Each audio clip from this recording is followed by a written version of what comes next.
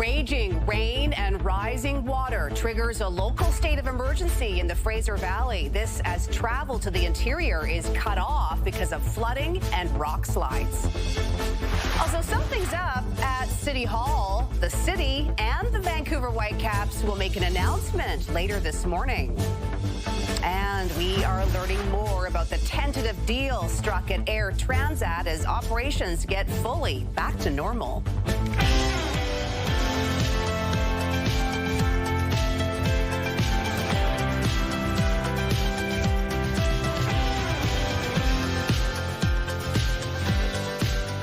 Good morning. It's Thursday, December 11th. Welcome to Your Morning Vancouver. I'm Carrie Adams. Well, people living on 1,000 properties in Abbotsford are waking up under evacuation alerts this morning as flooding concerns grow in the region. The province says it is a serious situation, but they stress that for now, this is not expected to be a repeat of the devastating 2021 flooding. Our Reagan Hasegawa is live in Abbotsford Forest this morning near Claiborne Road and Highway 11. Good morning, Reagan. The Nootsack River has topped its banks south of the border, causing major flooding there. What's the latest where you are? What are you seeing? Good morning, Carrie. To give any locals a reference, we're just by Let Market, just off of Highway 11 here this morning, and the flooding is quite bad in this area. As you might be able to see, the road behind me is closed this morning because it is absolutely covered in water. In fact, we've seen a couple vehicles struggle to get through it, even though it says the road is closed, and we can hear the water as those vehicles are driving away, and the engine doesn't sound very good. So an important reminder to listen to those road closures, but officials here are stressing that they are better prepared than they were in 2021. I want to assure you that we are in a much better place than we were in 2021, and that the Emergency Operations Center is fully staffed and prepared to support as this event unfolds. Overnight evacuation alerts remain in place for nearly 1,000 properties in Sumas Prairie West and Claiborne Village. The province says the Nootsack River in Washington state has already spilled its banks. Flows were expected to peak overnight and slowly decline through the morning before returning to its banks later today. Officials say the volume of water is similar to 1999 and 2021, but the duration is shorter and rainfall in the Fraser Valley has now eased. Key reasons they're not expecting a full repeat of 2021.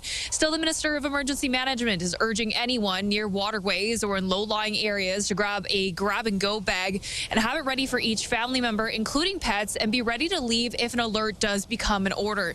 The province says it has flood control equipment, sandbags, provincial crews on standby, and is working closely with Whatcom County and Washington State as this event unfolds. Anxious, nervous. When we start to see the water levels rise, it's definitely concerning. Yep, all hands on deck out there, Reagan. I know you had to drive out there early this morning for your assignment. What are the driving conditions like in Abbotsford this morning, and what is the message for people who may be thinking about heading out? Well, they're not good this morning, Carrie. I was driving through the Claiborne Village area, and I took some video of what the roads look like this morning. The problem is there are many road closures, and people aren't following them. But on top of that, there's many roads that likely should be closed, and officials just haven't had a chance to get to those spots and block them off yet. So I've seen many vehicles either pulled over or stuck in that pooling water this morning. So the key message from local officials here, if you don't need to be driving in or around the Fraser Valley area today, it's best not to do so, and keep in mind that there are a lot of road closures that are important to follow, and all the updates are also available on Drive BC if you're wondering about any major routes. Carrie. Yep, that's good information. Reagan Hasegawa joining us live this morning from Abbotsford. Thank you. Well, in the meantime, the province is urging the public to avoid travel in and to the Fraser Valley due to flooding. The province says all access between the lower mainland and the interior is closed at this time. The Sumas border crossing is also fully closed. There is no timeline yet on when any of these roads will reopen, and drivers are warned other roads may close with little or no notice. South of the border, relentless flooding there has triggered Washington's governor to declare a statewide emergency. In Snohomish County, the Skykomish River has surged to a major flood stage, forcing evacuations at a mobile home park near the bank. The crews have been knocking on doors to warn residents of the imminent flooding, using inflatable boats to help stranded residents. The local director of emergency management is urging people to stay off the roads. The most common cause of death during a flooding event is people who try to drive through water on roads, and we have had to do a number of car rescues. The state is expecting rivers to hit historic levels early this morning. It says up to 100,000 people could soon face evacuation orders. Well, back here on this side of the border, Avalanche Canada is warning anyone heading to BC's Backcountry about the high risk of the slide. The agency has raised its avalanche risk levels, with the highest hazard areas in the coastal mountains around Whistler and Terrace, as well as along the Sea to Sky Highway. Anyone planning to be in avalanche terrain needs to have proper training, carry a transceiver, shovel, and a probe. Avalanche Canada is also advising people to check its forecast and take steps to keep themselves safe. It's important that openings in visibility and kind of clearing skies don't have you dropping your guard prematurely and jumping into the wrong terrain for the conditions. The province has issued its own notice to backcountry enthusiasts, reminding them of the dangers in the mountains and to have an emergency plan in place.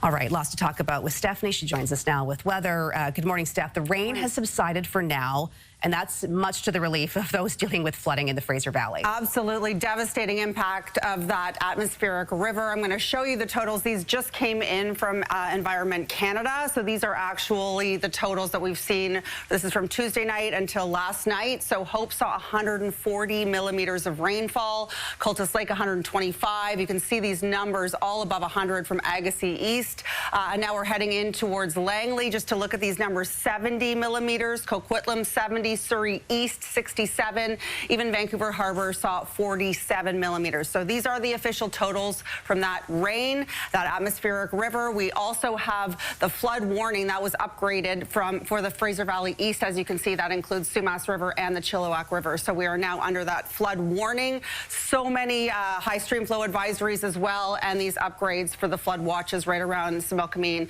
and Tulameen areas. So I do have your full forecast coming up. We are into another wet weekend. We're getting a break today. That's the good news I have for you, is that today at least it is going to be mostly calm conditions. Back to you. Okay, we'll check back in with you. Thanks, Stephanie. Well, we could learn more about the Whitecaps' future in Vancouver today. The city and the MLS club are set to make an announcement later this morning.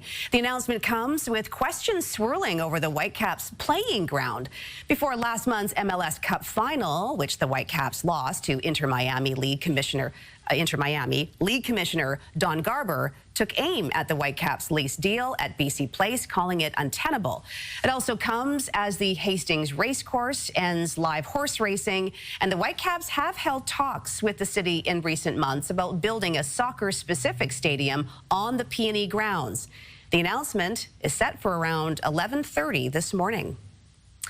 Operations at Air Transat are expected to be fully restored by tonight. This after a tentative deal was reached between the airline and pilots just hours before they walked off the job. There was two main reasons why it took so long. First, we undertook a complete overhaul of the pilots' collective agreement, so that was really important to modernize it. The airline's CEO is also apologizing to customers about delays caused by the dispute. This tentative deal includes a 60% average pay hike over 5 years. Pilots are expected to vote on the deal soon. A fleet of snowplows in Winnipeg are getting new names from the public, and some of these are really good. So some of the highlights include Winnie the Plow, Sleetwood Mac, and Sled Penner. Plowy McPlowface also in the running, of course. Overall, there are 51 names to choose from, and 12 will be selected as winners. Polls are open until the end of the month. Ooh, I like that. Well, let's take a look at the roads this morning. Here is a live shot of the Patello Bridge this morning. Again, the rain has eased for now, so smooth sailing right now on that span. A reminder, though, that All the highways to and from the interior are closed due to flooding. The Sumas border crossing is also blocked in both directions due to flooding and evacuations. There is no estimated time of reopening for any of these roads. We will keep you updated throughout the morning. Well, a promising path for struggling new moms. Dread I would feel like when I woke up to a baby crying. I didn't feel that dread anymore. The postpartum pill that could potentially bring light to the darkest days after childbirth. We'll tell you more about it just ahead. Plus, a financial storm is drowning some Canadians. The new family dynamic parents are banking on to get through the holidays. Stay with us.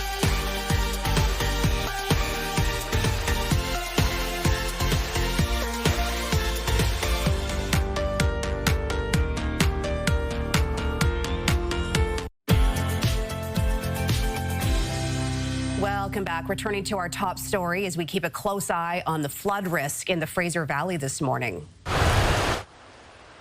River levels are expected to peak overnight after the region got drenched by an atmospheric river. The city of Abbotsford declared a state of local emergency with an evacuation order covering hundreds of properties in Sumas Prairie West. Several properties in neighboring Chilliwack were also put under evacuation order.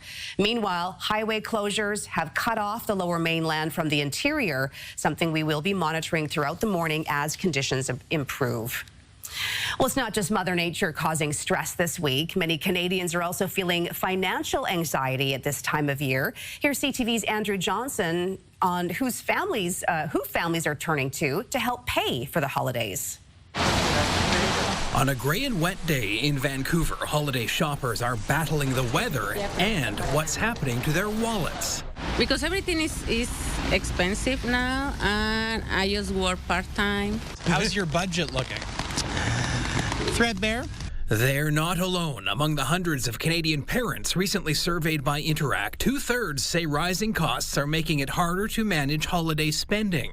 And more than half are worried about overspending. You're going to stick to the budget? I'm sticking to the budget. As for that holiday budget, close to half of parents surveyed say they plan to spend less than $500 on gifts. A quarter are budgeting $500 to $1,000, and nearly 3 in 10 plan to spend $1,000 or more. What kinds of gifts are you getting your 33-year-old? Perhaps he's going to watch this then. That's right. I'd rather not say. Some parents are calling in reinforcements. More than 1 in 5 are relying on grandparents for holiday help. A third say the grandparents are spending more than they are. We are very fortunate. We have a lot of grandparent help. My son wants a trip, so my grandparents are contributing to money towards the trip. In this time of tight budgets and packed schedules, one shopper offers some sage seasonal advice. Learn to relax. There's a little bit of joy in being able to give yourself space to breathe. But Christmas white knuckling can continue well past the 25th. Almost 2 in 5 parents admit digging themselves a financial hole every holiday season, with close to half saying it usually takes them until spring to recover. Andrew Johnson, CTV News, Vancouver. Health Canada has signed off on a promising postpartum drug to help struggling new moms, but the relief comes at a high cost. Here's CTV's Geneviève Beauchemin. For some new moms, delivering little bundles of joy actually comes with a debilitating condition. Now, Health Canada has approved zuranolone, sold under the name Zurzuvae, for treatment of moderate to severe postpartum depression. It's exciting that there be novel therapeutics. 1 in 5 women experiences symptoms, including at times severe anxiety, inability to bond with the baby. Amanda DeLuca struggled in the months after her now 10-year-old daughter was born. That's natural for you to be able to cook and clean the house. I just was so depleted, I wasn't able to do it. And the doctors just said I was a new mom and dismissed it.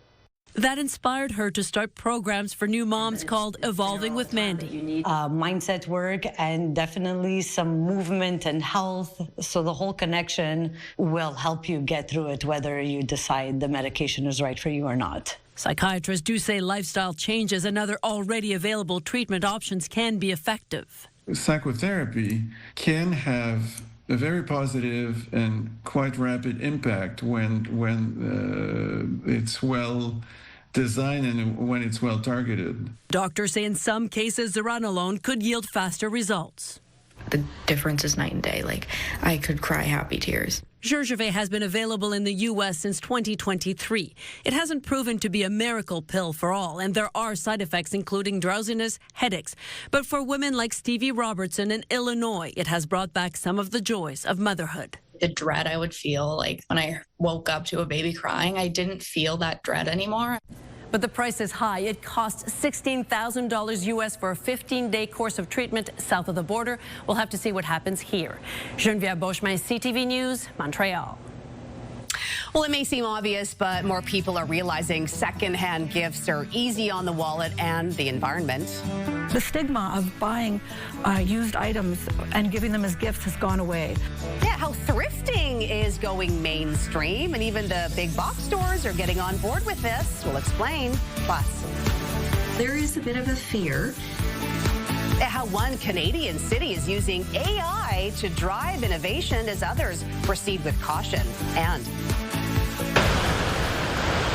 a local state of emergency remains in effect in the Fraser Valley. We'll have the latest on highway closures, a live report at the bottom of the hour, and after the break, when we'll see the rain start again. Stay with us. Welcome back, everyone. Taylor Swift has made Billboard history again. Her album, The Life of a Showgirl, tops the 2025 year-end Billboard 200 chart, marking her 5th time at #1. Swifties will have more to celebrate tomorrow when her 6-part docuseries and concert film, recorded right here in Vancouver, debuts on Disney+.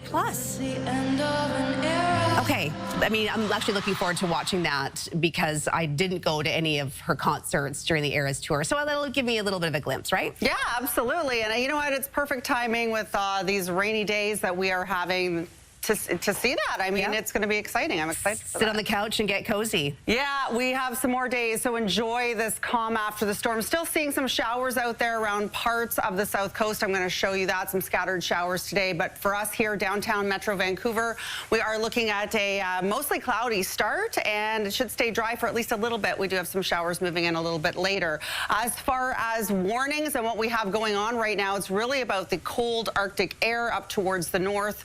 Temperatures hitting with that wind chill minus 45. So other than that, the rainfall warnings, they have been lifted. However, we do have flood warnings in place currently. I'm going to show you those and some of the rainfall totals that we saw from that atmospheric river. Areas around Hope, 140 millimeters of rain fell in that 24-hour span. So here's a look at what's to come. We're into a wet weekend. It won't be intense, but we are expecting the early next week, even Sunday into Monday, that the potential is there for some more heavy rain coming our way. So enjoy this break right now.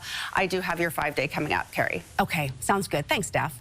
Well, AI is becoming part of daily life, and experts say Canadian municipalities are gearing up for a major tech shift. But it does come with reservations. Here's CTV's Alison Bamford on how cities are already putting AI to work. Saskatoon Transit is working to get these buses back on the road. Small repairs now to avoid major failures later. Instead of running a bus until which point in time a check engine light or a stop engine light would appear, we're now able to get ahead of that. Helping them get ahead is AI. Here's a fault code. They successfully piloted the software in 2023. Today it analyzes real-time data from bus sensors and catches maintenance issues early. Left unchecked, that bus would have been dead on the road. The information is tracked constantly, cutting costs on parts and saving hours of unscheduled maintenance. This becomes one more tool in the toolbox in helping us. 23% of Canadian municipalities use AI. Another 31% are actively evaluating how to incorporate it. We're seeing a lot of municipalities kind of in that learning or experimenting phase. They're still trying to understand in what capacity they can use AI. ChatGPT or Microsoft Copilot are common starting points for municipalities, but many have advanced using it for predictive maintenance, chatbots, and understanding traffic flow. There is a bit of a fear that if they do venture into the AI world, that they are going to do something that will end up upsetting the citizens or putting them at risk. Privacy, data protection, and cost are concerns holding back some municipalities. But this expert says don't be afraid. Just do it in a planned way that allows for management of the risks. And taking those risks could pay off down the road. Allison Bamford, CTV News, Saskatoon.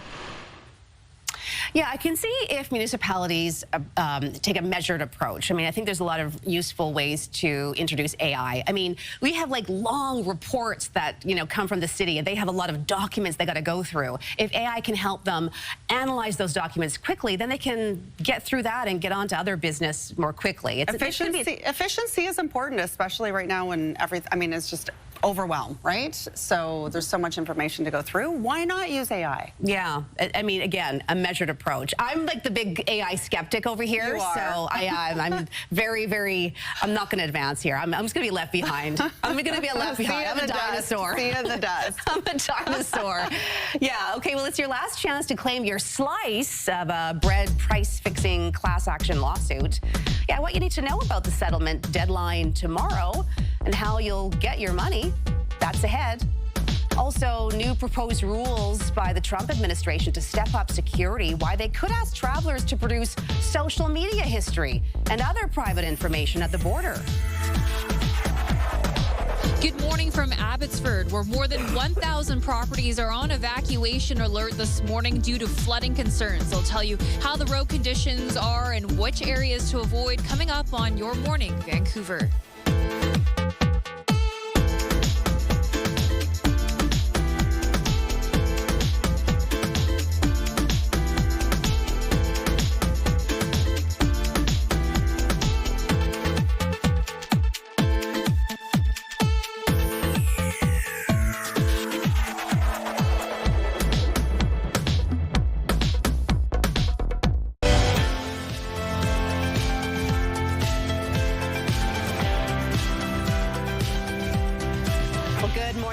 Thanks for joining us. We begin in the Fraser Valley. Hundreds of people in Abbotsford are still under evacuation alerts this morning as water from the Nooksack River continues to push towards Sumas Prairie. Officials say the situation is serious, but early modeling suggests this may not match the devastating flooding from 2021. Our Reagan Hasegawa is in Abbotsford this morning with the latest. Good morning, Reagan. So what are you seeing on the ground where you are right now? Good morning, Carrie. Well, the flooding is quite bad in the region we're in right now. We're just off of Highway 11 on Claiborne Road this morning. For locals, we're just near the Let Farm Market, and the road is closed in behind me because the water from the dikes has spilled onto the roadway, and a small car actually probably shouldn't be driving through, although we're seeing people ignore this road barrier behind me, and it sounds like their vehicles are having some issues afterward. So the good news is the rain has stopped this morning, and officials say they still want people to be ready to go at a moment's notice, but they're also saying it's not quite as bad as what we saw 4 years ago. We're in close communication with Whatcom County and the province of BC, and based on their modeling information, we anticipate flooding, maybe more than what it was seen in 2020, but not as significant as the 2021 event. About 1,000 properties in Sumas Prairie West and Claiborne remain under evacuation alert this morning as the province warns water will continue to move through the area until later today. Modeling shows the Nooksack River peaked overnight, with flows expected to gradually ease through the morning. But officials say that doesn't mean communities are in the clear. For many farmers, the sight of rising water is reigniting fears of 2021, when entire farms were lost and livestock had to be moved in just a matter of hours. There have been no improvements that would prevent a flood from 2021 for the West Sumas Prairie. Absolutely nothing. We need pumps put on the Sumas River. That'll help protect the West Abbotsford side of things and get the water away from there. A lot of nervous people in the Fraser Valley this morning. Okay, so Reagan, I mean, you told us about the cars that are driving through those barriers and not doing too well, not recommended. What about just regular driving conditions in Abbotsford this morning? What are you seeing? Well, the message from officials is if you don't need to drive in the Fraser Valley this morning, please do not. And that's because they want to keep roadways clear for emergency vehicles, as well as keeping them clear for people just in case an evacuation alert does escalate into an order and they need to leave as soon as possible. But my drive this morning through the Clayburn area was quite treacherous, and that's because while there were a number of barricades up, there were actually roads, Carrie, that probably should have been shut down because they were almost impassable. But unfortunately, you don't know that until you drive right up to the puddle and see how deep your tires go. And it's so dark this morning, it's hard to know. So again, if you don't need to drive in this area this morning, it's best to avoid it. Yeah. Carrie? Okay, good advice. Reagan Hasegawa joining us from Abbotsford. Thank you. Well, meanwhile, a lot of the highway access to the Lower Mainland and the interior is closed this morning. Some good news, Drive BC is now reporting Highway 1 has fully reopened between Yale and Lytton, but the Coquihalla Highway is shut down in both directions from Hope to Merritt. Meanwhile, the Sumas border crossing is closed to all traffic this morning. Drivers are advised to use the Aldergrove or Pack Highway crossings instead. Well, from the trade war with the United States to the uncertainty surrounding Aboriginal land rights, BC's Premier had a lot to talk about as he addressed business leaders at the BC Chamber of Commerce. Placed across the public service. It was a hostile room the Premier was addressing after a year of fiscal challenges. David Eby telling the Chamber his government was creating opportunities out of the challenges posed by Donald Trump's tariffs. For example, he mentioned expanding trade partners. He also acknowledged the impact those tariffs have had on the BC economy. Threats became tariff realities for many businesses. President Trump has completely upended the global trading order and the relationship that Canadians and British Columbians relied on. This has hit our forestry sector hardest of all. Premier Eby stood in front of this same group a year ago and said he wanted a reset with the business community, and look what has happened in the last year. The Premier also touted the success of his government in seeing various energy projects to the point of being shovel-ready. The opposition were quick to point out that under Eby, the province has accumulated a massive deficit after he inherited a $6 billion surplus. Well, could a free trade deal between Canada, the U.S. and Mexico be scrapped? The American point person on trade talks is floating the idea of breaking up CUSMA. Our economic relationship with Canada is very, very different than our economic relationship with Mexico. My sense going forward is we're already talking to them separately. Jameson Greer says he has not been in the same room with both Canada and Mexico to talk trade this year. He adds the Trump administration is keeping all options open as the free trade deal comes up for renewal next year. This includes separate deals with Canada and Mexico. Canadian Trade Minister Dominic LeBlanc says he's hopeful CUSMA will remain in place. Well, some travelers may soon be required to provide their social media handles when trying to get into the United States. Customs and Border Protection is considering collecting 5 years of social media data from certain people. This comes as the Trump administration steps up efforts on border security. The new rules would apply to travelers from about 40 countries, mostly European and Asian nations. Currently, travelers from these countries are able to travel to the U.S. for tourism or business without visas for 3 months. The announcement also says U.S. Customs could request a list of telephone numbers the person has used over the past 5 years or email addresses used over the past decade. The public now has 60 days to comment on the proposed changes before going into effect.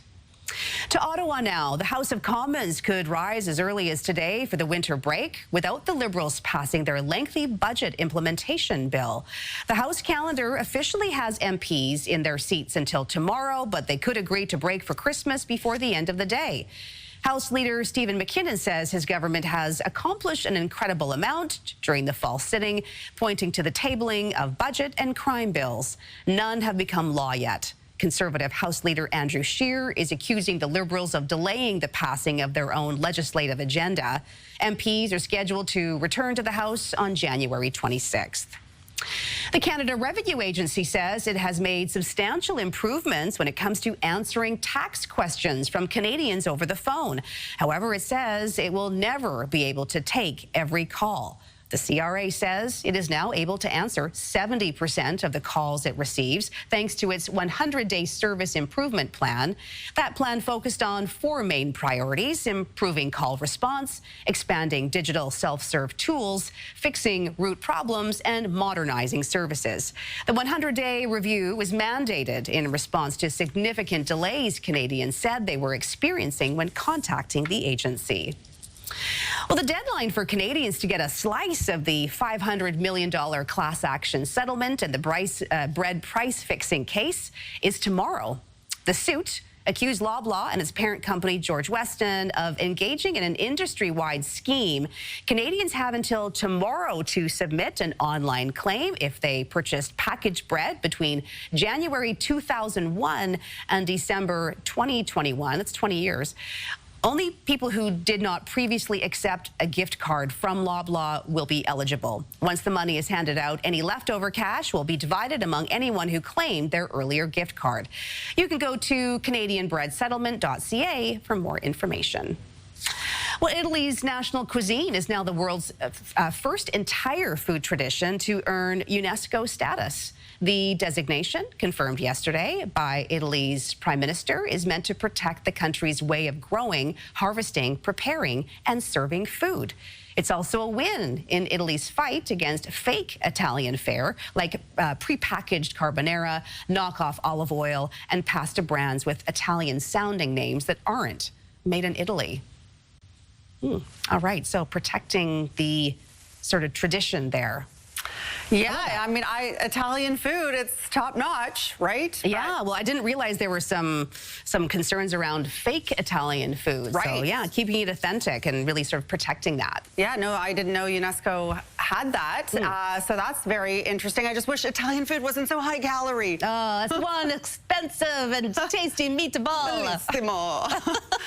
Good morning, everyone. It's Thursday. We made it through quite an atmospheric river. I've got some totals to show you. These are official from Environment Canada. You can see just how intense this rainfall was and how quickly it came.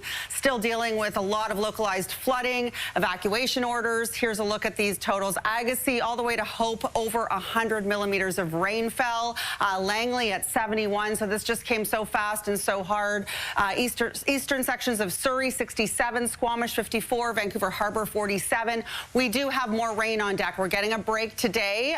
They won't be so intense through the weekend, but we're going to be seeing steady rain, and then into next week the potential is there for some more intense heavy rain. So we'll be monitoring that as the days come, but we are now under a flood warning for the Fraser Valley East. That includes Sumas River and the Chilliwack River. So it is intense from the aftermath of that atmospheric river. More on your full forecast coming right up. Back to you. All right, sounds good. Thanks, Steph.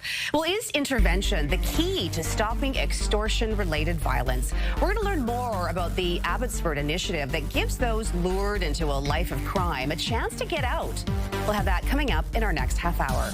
But first, Hughes in, stopped by Webby, scores on his own rebound. the growing trade talks swirling around Canucks captain Quinn Hughes as the team flounders near the bottom of the NHL standings. The Ringside report's coming up.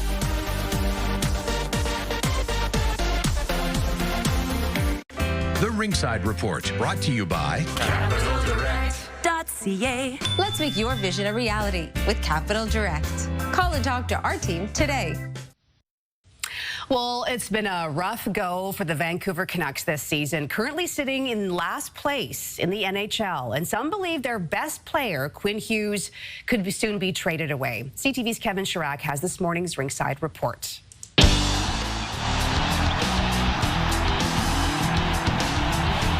Blue line long shot, tipped in.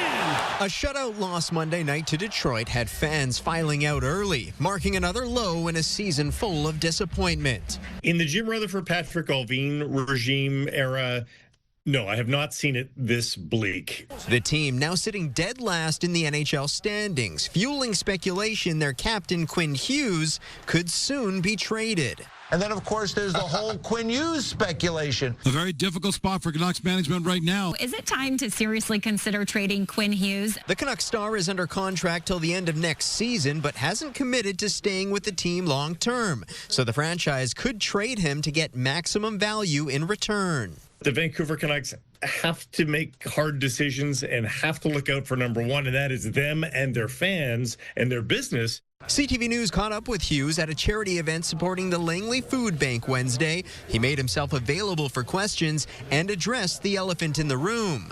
Are you intending on staying long term? Is there anything you'd like to say to fans at all? I mean, right now I'm just focused on what I can control. We're in the middle of a season, and I can't even sign if I wanted to. I can't re-sign until July 1, so right now there's nothing I can do. So, I mean, for me, I'm just trying to, like I said, focus on what I can control and what I can do, and that's what I've been trying to do. Hughes says he's not bothered by the talk about his future, but head coach Adam Foote says the chatter can have an impact on the team. It can affect, for sure, our locker room. I have to give the guys credit. Like, they're in a tough spot hearing the noise, and they keep coming to work every day and keep doing their job, and they're pros. That's what they're supposed to do. But, to answer your question, they can hear it. Meanwhile, goaltender Thatcher Demko is set to return from injury Thursday night against Buffalo, and center Elias Pettersson, who's missed a few games, is expected to return soon. Kevin Chirac, CTV News, Vancouver. The Ringside Report, brought to you by Capital Direct. CapitalDirect.ca. Well, as many Canadians trim their holiday budgets this year, gift shopping is getting a retro makeover. More people are searching for secondhand gifts, from thrifted fashion to nostalgic finds. As CTV's Pat Foran explains, it's a trend that's easy on the wallet and the planet. Vintage Vendors in Oshawa describes itself as retro, antique, and unique, but it's also part of the thrifting culture taking hold with many consumers. Susan Johnson says there are more than 100 vendors here with items that could make for a great present. The stigma of buying used items and giving them as gifts has gone away. Retro Christmas goods are highly sought after at this time of year. Another popular segment is vintage clothing. Many younger buyers see it as a way to purchase higher quality goods that are often hard to find. I don't think this will last very long in the store because the fact that it's the bay, it's this gorgeous red color, looks like amazing condition. Consumer Reports says thrifting has gone mainstream and people are more willing to accept a secondhand item. I think people's feelings towards that have changed a lot in the last couple of years. Thrifting can help you find something really special and meaningful for the people on your list. Researchers also say consider refurbished electronics, as you can often get something used that's dependable for a fraction of the price.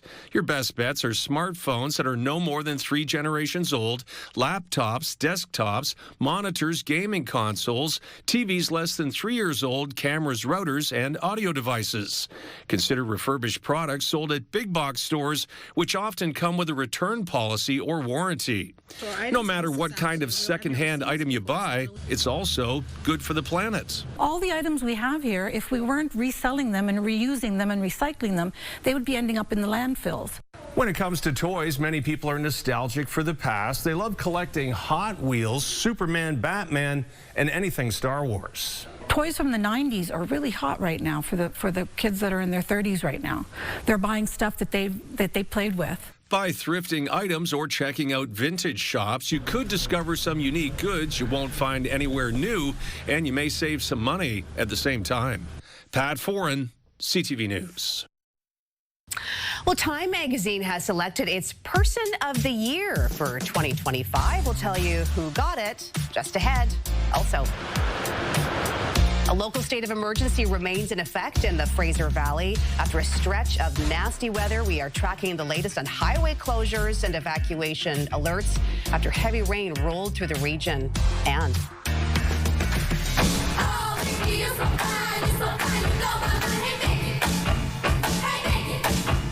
on this day in 1982, Hey Mickey went to #1 on the singles chart by singer Tony Basil, making her a one-hit wonder. Your milestones are next.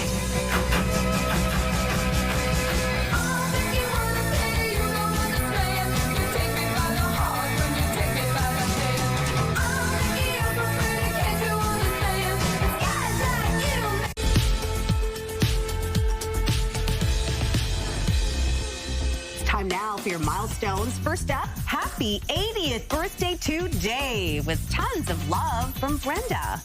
Happy 17th birthday to Riker LaRock with love from your mom, siblings, grandma, and grandmother. That's a great photo. Happy birthday to Yemi. Watching you grow has been the greatest joy. Have a wonderful day. Love from your family.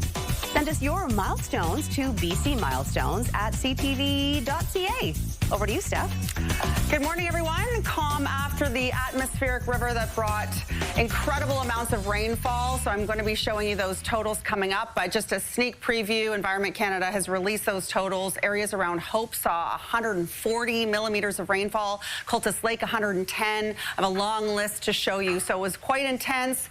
Still seeing some showers out there. It's still a lot of instability out there, but we are going to be into a mostly dry day for us here right around downtown Vancouver. However, other areas could be seeing some scattered showers, and we are expecting some more showers and rain tonight. So here's a look at our current temperatures right now. We're above seasonal as far as where we're going. Pretty average day, right around 9 degrees. But there's the rain moving in again tonight. It won't be as intense. That atmospheric river was very intense, still dealing with the aftermath of that. We still have flood warnings in place for eastern Fraser Valley areas. I'll show you those maps coming up. It takes us into a very wet weekend, and we are monitoring, looking into Monday, that we could be seeing another intense storm. So we're looking at dry conditions, a few flurries for most of the interior region, Columbia-Kootenay region. We do have some Arctic air bringing these very cold air warnings. I'll show you those coming up. Otherwise, dry and sunny for the north coast, which is a nice little break there. So mostly cloudy skies for us, risk of showers early evening into tonight. That should turn to some rainfall, and I do have a 5-day coming up here shortly. Now for some hilarious headlines, here's Seth Meyers with your late laugh. On Truth Social, President Trump complained about his recent exams at Walter Reed Medical Center and said that he took 3 cognitive tests and, quote, aced all 3 of them in front of large numbers of doctors and experts. Not sure that's the brag you think it is. It's one thing if you take a cognitive test. It's another thing if your cognitive tests are standing room only. I got 2 tickets for the Trump exam. Who needs 2? That's right. President Trump said that he's taken a cognitive examination on 3 separate occasions. Dude, that's not good. They don't keep calling you back because they're so impressed. Someone says they've been to the hospital 3 times this year. The only response is, oh no, sending good vibes. The fast food chain Whitecaps will open its first automated airport kiosk this month, which dispenses ready-to-eat sliders. Wow, I mean, even the ones at the restaurant aren't ready to eat. A Norwegian metal detector enthusiast recently discovered a gilded figurine of Jesus Christ that is believed to be 900 years old. He rushed home to tell his wife, but then he remembered he was a metal detector enthusiast. According to a new report from the LGBTQ dating app Grindr, the country that sends the most nudes is Finland. Of course, in Finland, nude means anything less than 4 layers. Grocery chain Stu Leonard's has gained attention online after it began offering vanilla soft serve dipped in melted butter. So yeah, we're gonna need those Obamacare subsidies. Dipped in butter. Wow. No. No. I would try a scoop just for research purposes only. The thing is, butter, when you mix cream like vigorously, that becomes butter. So it's just all So it's one and the actually, same. it's not that bad. They're companion foods. They're companion foods. It just sounds kind of gross. However, I still wouldn't try it. How about that machine that will spit out a ready-to-eat slider? Huh? I mean, we do have those ready-to-eat hot dogs at the 7-Eleven. Well, stay away from processed foods. Come on. But especially when it comes out of a vending machine. No. Like, how do they? Say Is there no. a little Who's person in there making cooking that? Say it? no. A little person in there cooking it for you? A microwave. Right. Can you believe we're just 2 weeks away from Christmas, and we're getting a clearer picture about who might be paying for the presents? A new survey is taking a look at affordability and how there are some family members that are having to step up to ensure a Merry Christmas. We'll have that ahead. Also, we can learn more about the Whitecaps' future in Vancouver. A major announcement is coming this morning. Could it be a new stadium? What we know so far. And a state of emergency remains in place in the Fraser Valley as the Nooksack River overflows its banks. The latest on evacuation alerts and highways closed. Next. Raging rain and rising water triggers a local state of emergency in the Fraser Valley. This as nearly 1,000 properties in Abbotsford wait to see if they'll have to leave. Also, could we get a concrete answer about the Whitecaps' future in Vancouver? An announcement is set for later this morning. And we're learning more about the tentative deal struck at Air Transat as operations get fully back to normal.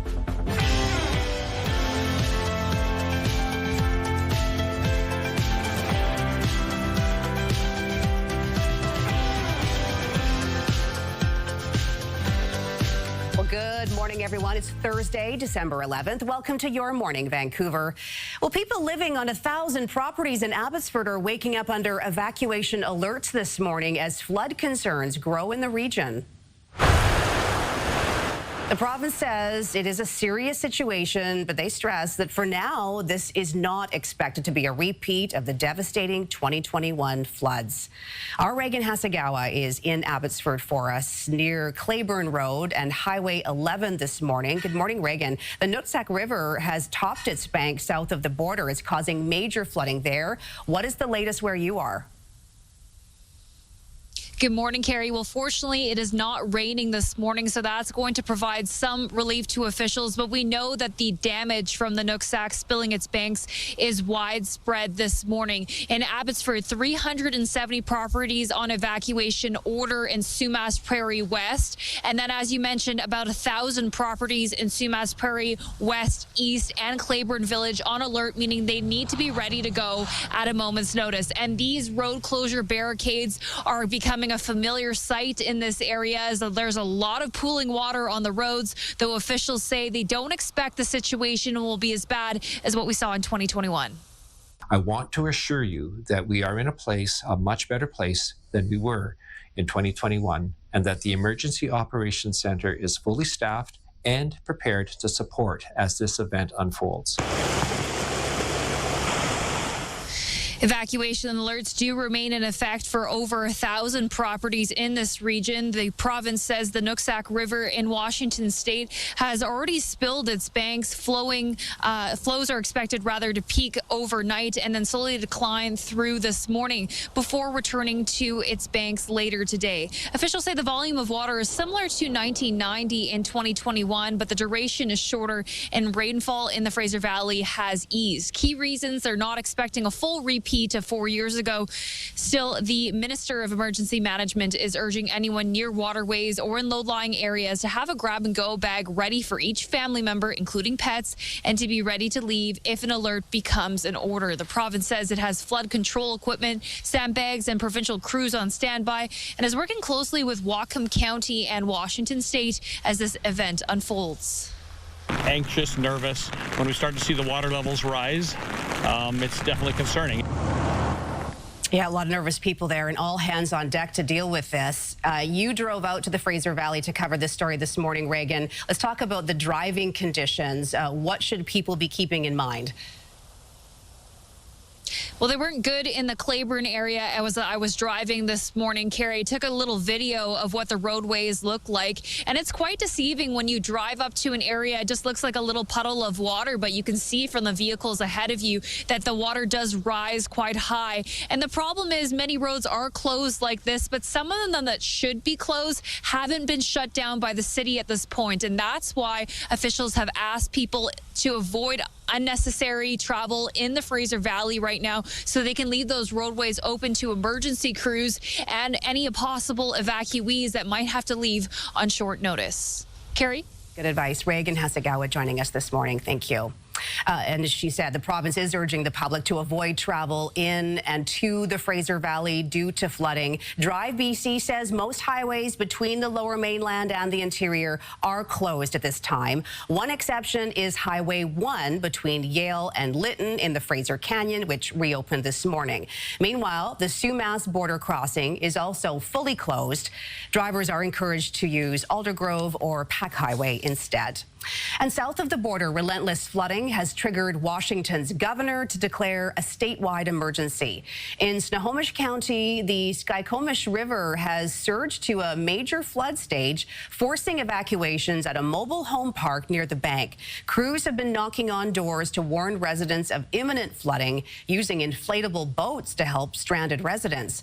The local director of emergency management is urging people to stay off the roads. The most common cause of death during a flooding event is people who try to drive through water on roads, and we have had to do a number of car rescues. The state is expecting rivers to hit historic levels early this morning. It says up to 100,000 people could soon face evacuation orders.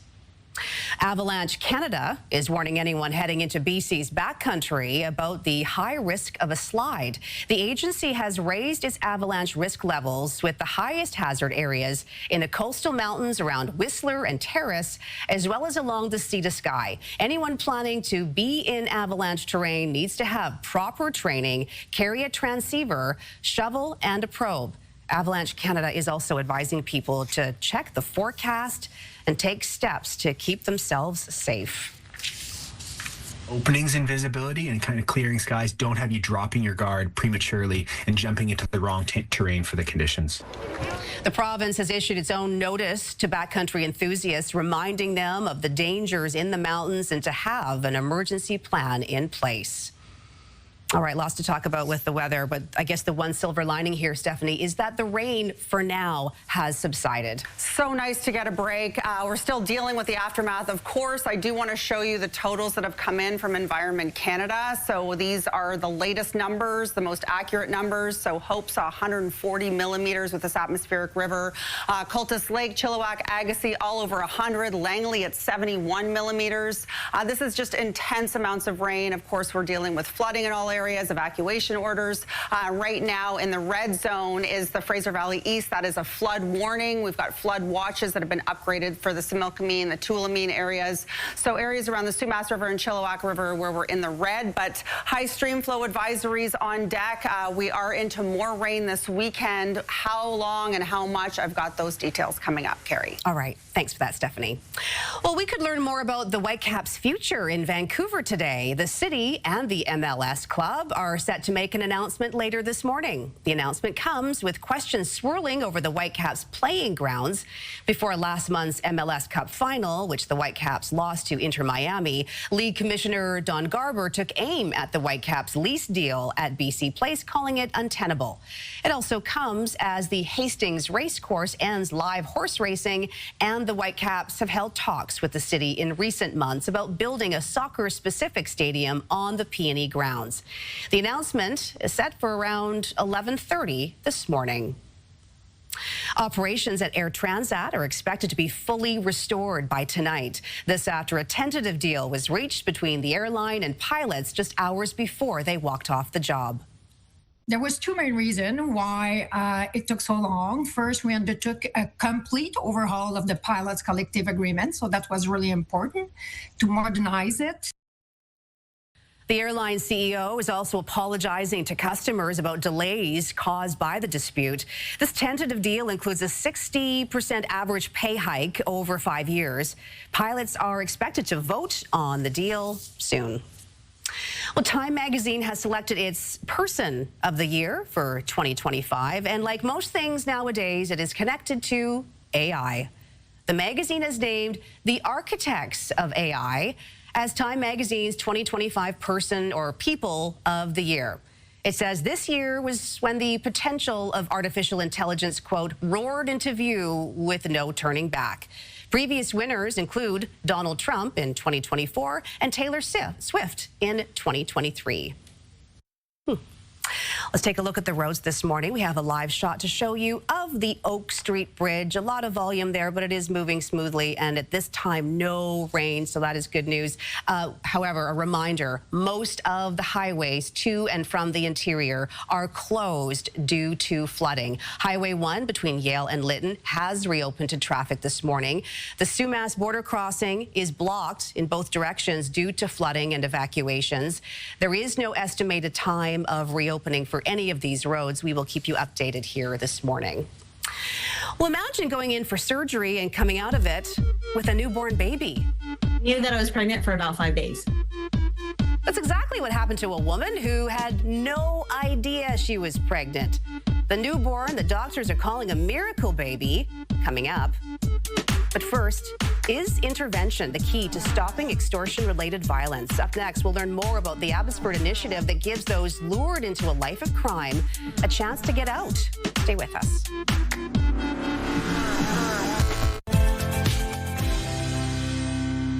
It's a new initiative from police in Abbotsford in a bid to stop extortion cases plaguing the Lower Mainland. It's offering those involved in planning or carrying out extortion-related violence a way out.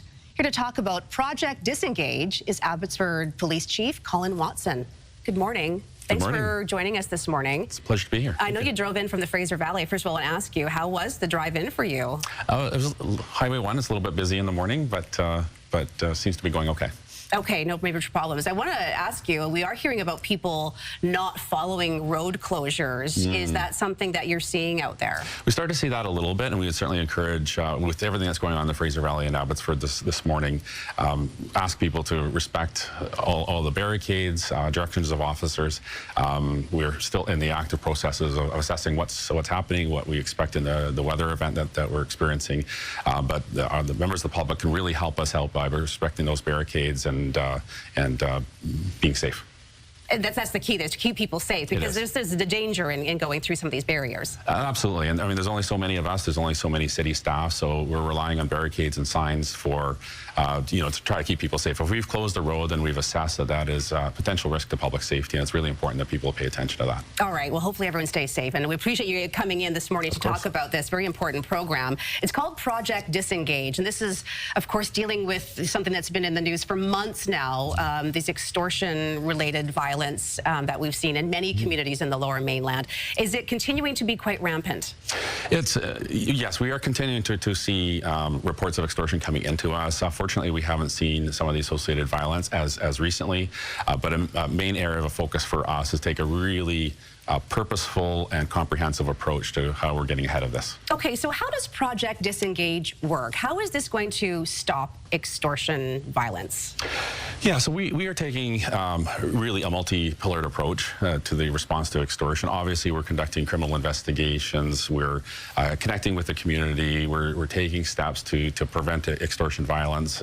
But one of the key components was what is the medium to long-term play? How can we create an opportunity for particularly young people or people that might be at risk to being recruited into participating in extortion-related violence? How do we create an off-ramp for them? So we have a highly successful program in Abbotsford called Pathways that we've had in place for many years to have people off-ramp when they are being recruited into the gang lifestyle. So we're applying some of the same principles with Project Disengage. We want to create an opportunity for someone to be able to say, I'm at risk here, I'm being approached to participate in this work, I don't know what to do. We're trying to create that opportunity for them. What if you don't get people coming forward? How do you identify people early to help them realize that that is not a life they want to get into? Yeah, it's tough in these early stages. I mean, one of the messages behind Project Disengage is to highlight for people what the very serious consequences are of participating in this type of violence. And, if we can keep reinforcing that, we're hoping that similar to the preventative steps that we take for gang lifestyle things, that, we have friends, family, other people that perhaps see what's happening and either reach out to us or encourage those folks that are trying to be recruited into this work to speak to us and find a way out. I think some family members may find it difficult to have those kinds of conversations with people in their lives, their loved ones, and if they see things are going awry. Right. Do you have any advice for those people about how they can speak to their family members before having to make that call to you? Yeah, I mean, I think it is in a lot of ways, it's reinforcing what the potential negative consequences are and letting people know that there is a way out. There are resources available. We've certainly experienced those same challenges with the Pathways program, and what we found is that when when community members, when family members can really engage with their loved ones, particularly when they're young or more susceptible to being pulled into this work, it takes some work, it takes some challenges, but we certainly have the tools, we have the people available to help with that. In some cases, we've had family members reach out directly to us, and we've been able to work with the family and give them some sense, some guidance about how we can pull them into that conversation more effectively. Is there anything else that the province or federal government could be doing to assist in helping to stop this violence? Yeah, you know, we've been working in close partnership with the province and with the federal government recently. We recently participated in a meeting where we had an opportunity to discuss some of the things that we would like to see happen. I mean, our response to extortion events is not in a lot of ways dissimilar to how we are routinely investigating serious crimes. So there are certainly some things some tools in legislation and resources that can help us in that. And so those conversations are ongoing. Abbotsford Chief Colin Watson, thanks so much for joining us this morning and telling us about Project Disengage, really important program. Thanks for coming in. Thanks for having me. Appreciate your time. Thank you. Well, a local state of emergency remains in effect in the Fraser Valley this morning. We'll have the latest on highway closures, plus when we'll see the rain start again. Your forecast is coming right up. Also, how the cost of living is impacting families with newborn babies, how you can help. I knew that I was pregnant for about 5 days. Yeah, a woman whose life changed, was forever changed when a surgery turned into a delivery. She did not know this was happening. That story's coming up.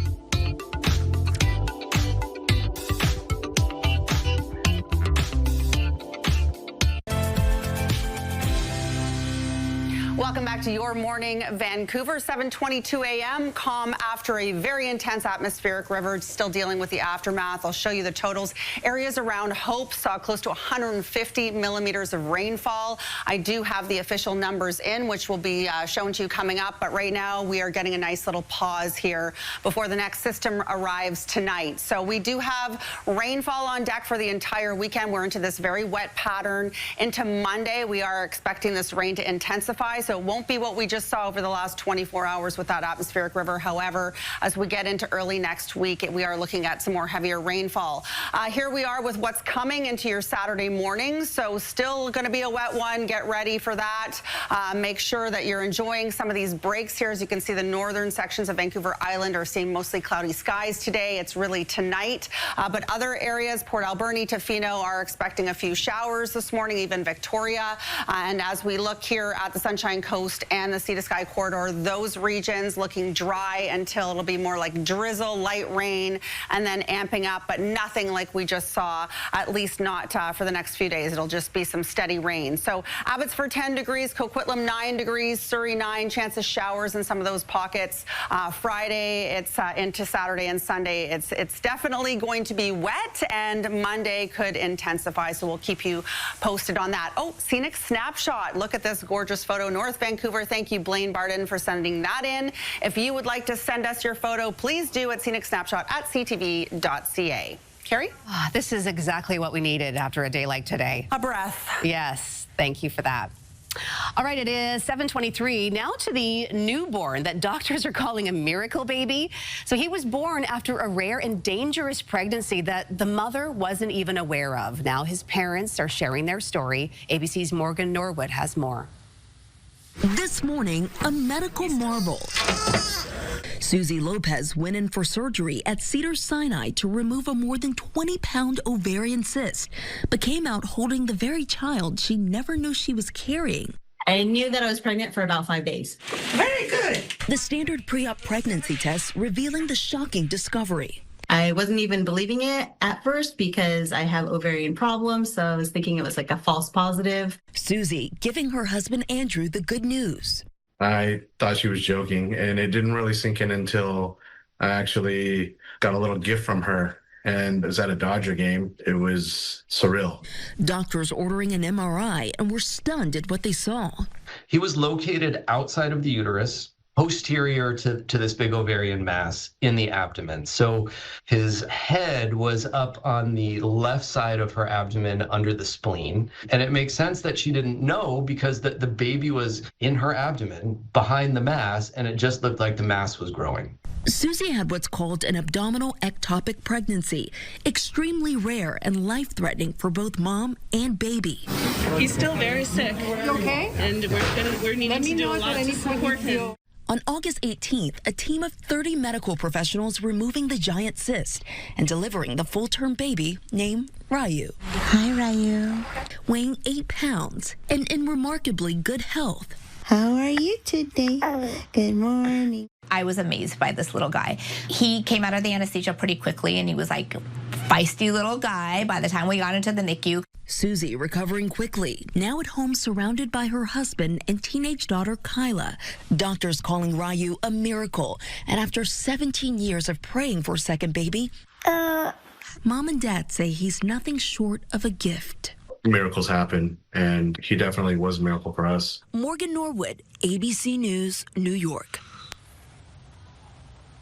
My mind is blown by what I just heard. Yeah. What a rare pregnancy. And I mean, she wouldn't know because of the 20-pound ovarian cyst. You saw the photo there. So that's probably what she felt was in her abdomen. Yeah. She wouldn't even know there was a baby there. Discomfort. Absolutely incredible. And that baby was meant to be. I mean, that baby was 8-pound baby. That was a very healthy baby. That is the kind of case you would see on like a medical drama, like a Grey's Anatomy. It's a medical marvel. I can't believe the amount of people they fit in that surgery room too. Clearly this was a huge deal for them. Very complicated. Obviously when they found out there was a baby in there, they had to act quickly and deliver that baby. Full term at that point too. Hey, he's a Dodgers fan though. You don't like that? No. Go Jays. They will forgive, because that was a very cute baby. Congratulations to them. Wow. Well, it's your last chance to claim your slice of a bread price-fixing class action lawsuit. What you need to know about the settlement deadline, which is tomorrow, and how you'll get your dough. That's just ahead. Also, new proposed rules by the Trump administration to step up security. Why they could ask travelers to produce social media history and other private information at the border. Good morning from Abbotsford, where more than 1,000 properties are on evacuation alert this morning due to flooding concerns. I'll tell you how the road conditions are and which areas to avoid coming up on Your Morning Vancouver.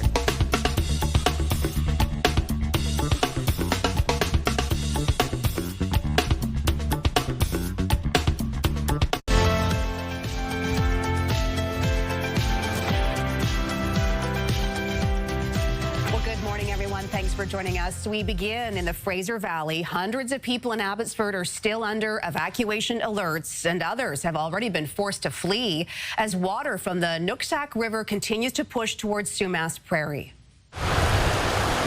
Officials say the situation is serious, but early modeling suggests this may not match the devastating flooding of 2021.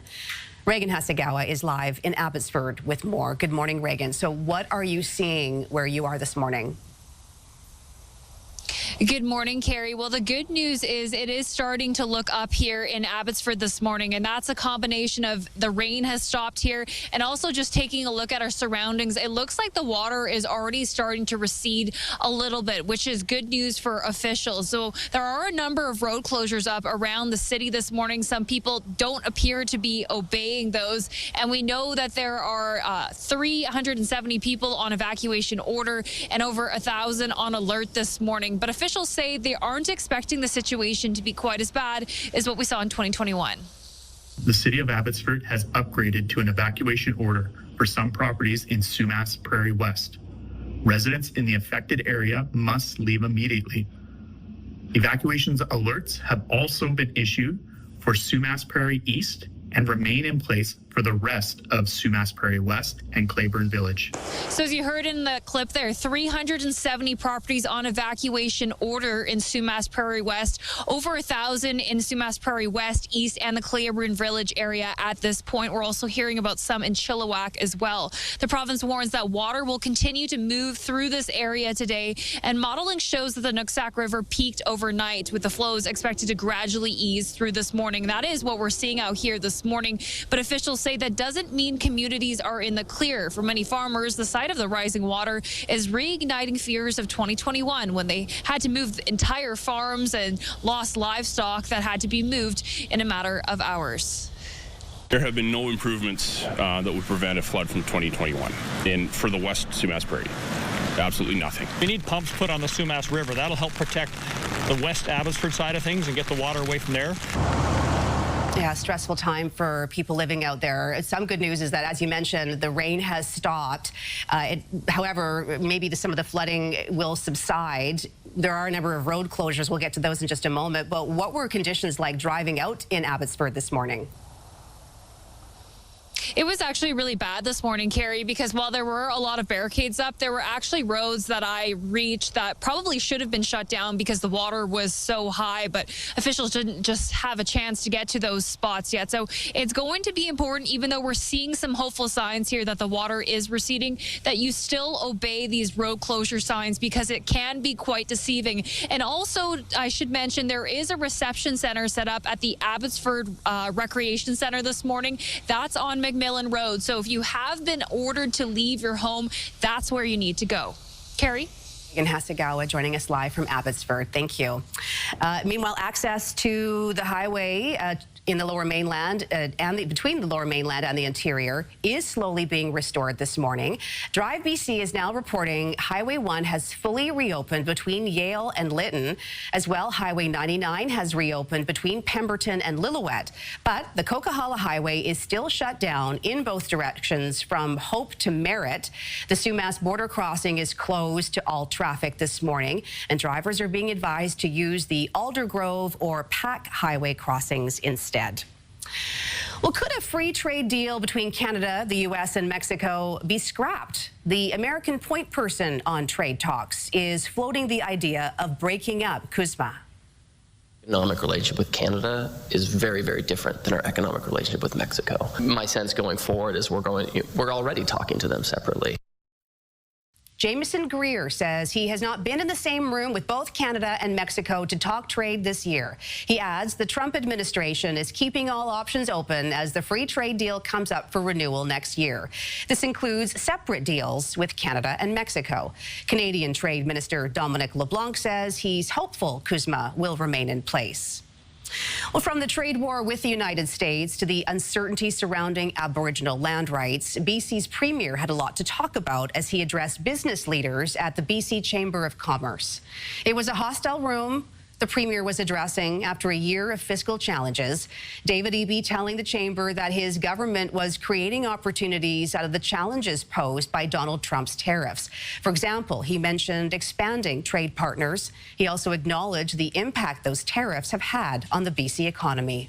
Threats became tariff realities for many businesses.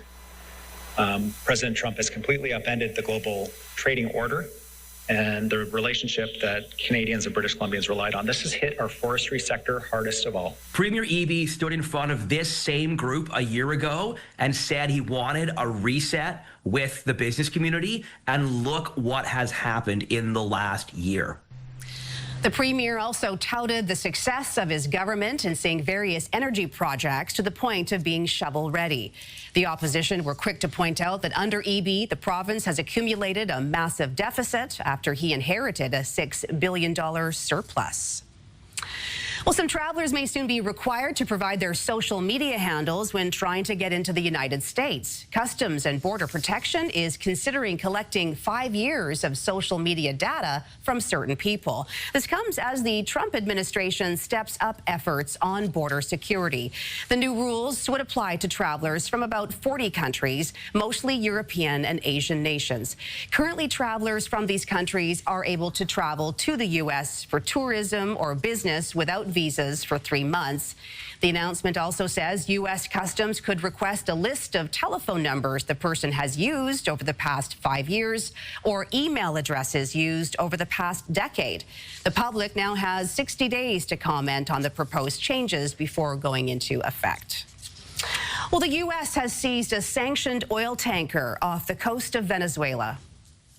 Definitely raised the notch higher. It's tightening the noose around Maduro and his options. They're now seizing, economic revenues. Oil is about the only thing Venezuela has as a major export, and by seizing this, it just escalates the situation. And it is definitely a a big move in the poker game they're personally playing right now between Maduro and President Trump.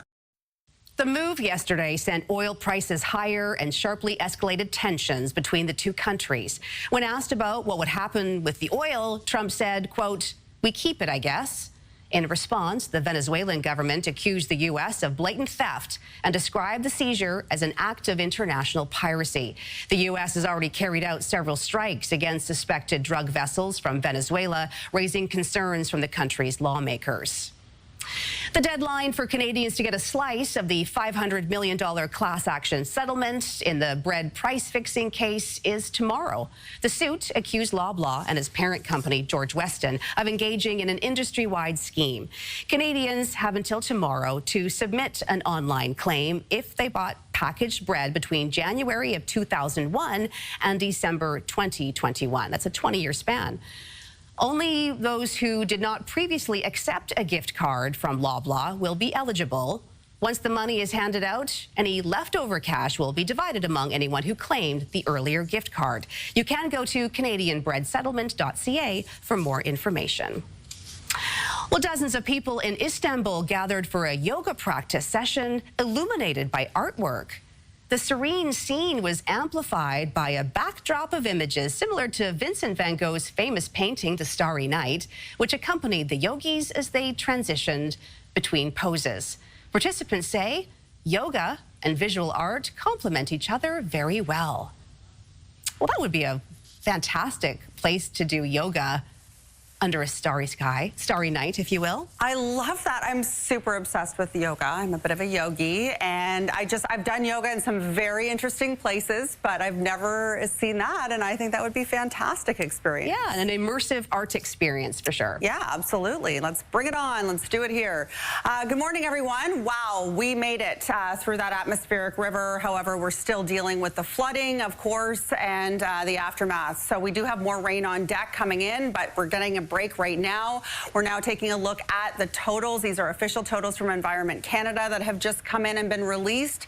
So Hope stacked out at 140 millimeters of rainfall. This is between Tuesday night and last night. So as you can see, these numbers are very intense. We're just into these, this rainfall, these atmospheric river totals are incredible. So what we're dealing with now, these high stream flow advisories, we now have a flood warning for the Fraser Valley East, including Sumas River and Chilliwack River, and we are now on flood wash in those areas in orange, including Similkameen, Tulameen, and Ashnola. So I do have your full forecast. We'll take a look at the rain that's coming in for the weekend. How much? It won't be as intense as what we saw yesterday, so there's some good news, Carrie. Thanks for that, Stephanie. Well, there are only a few weeks until 2026, and new research shows many Canadians are worried about how they'll be able to afford everything from food to housing next year. So what can you do to protect yourself? CTV's Annie Bergeron-Oliver reports. The malls may be busy, but this year many Canadians are focused less on presents and more on presents. Me and all my friends make gifts for each other, and I feel like that makes it so much more lasting, and it's not like a cost worry thing in the holidays. This holiday season, economic anxiety is high. According to a new Nanos report, 42% of people rank grocery prices as their top financial concern. 17% say their biggest concern is personal debt. 16% housing costs, 8% job security, and just 8% say they have no financial concerns. You roll all that stuff up, and it's interesting, just paying for the groceries being the top concern that people think that they're going to have when it comes to 2026. So it's pretty basic. The financial stress being tied to uncertainty around tariffs and the high cost of living. If it was me, we'd be vegetarian, but I have good Canadian hockey players. They like their meat, milk, and cereal. And for those wishing for prices to come down, the Bank of Canada says that would actually be bad news. If we were to try to push the whole price level down, that would cause a severe recession in Canada. Nobody wants that. So what can Canadians do to help their financial future? Experts say try tracking where money is coming in and going out. Some lifestyles aren't sustainable anymore. The things have just gotten really expensive. So what you want to do with those big purchases, I think, is either avoid them or delay them or partition them. And maybe that's the best way to go. Overall, inflation is expected to remain steady next year, with the Bank of Canada expecting it to hover around 2%. Annie Bergeron-Oliver, CTV News, Ottawa. Well, there's an event creating visibility for people whose speech is a little different. Space, but between my words, it's not empty. Celebrating speech diversity, how an event in Vancouver is offering an inclusive opportunity for people with stutters.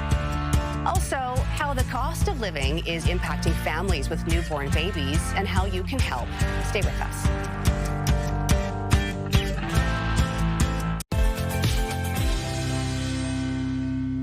Well, many families worry about the rising cost of living. New parents have additional issues to contend with. How to provide the essentials for their babies. So as we head into the holidays, how can you support these struggling families? Joining us to discuss is the Executive Director of BabyGoRound, Megan Neufeld. Good morning, Megan. Thanks for being here. Good morning. Thank you for having me. Give us a sense of how many families you are helping who are struggling to make ends meet, because there's a lot of unexpected costs when it comes to having young children and newborn babies in particular. Absolutely. So last year we supported, it was about 2,300 families.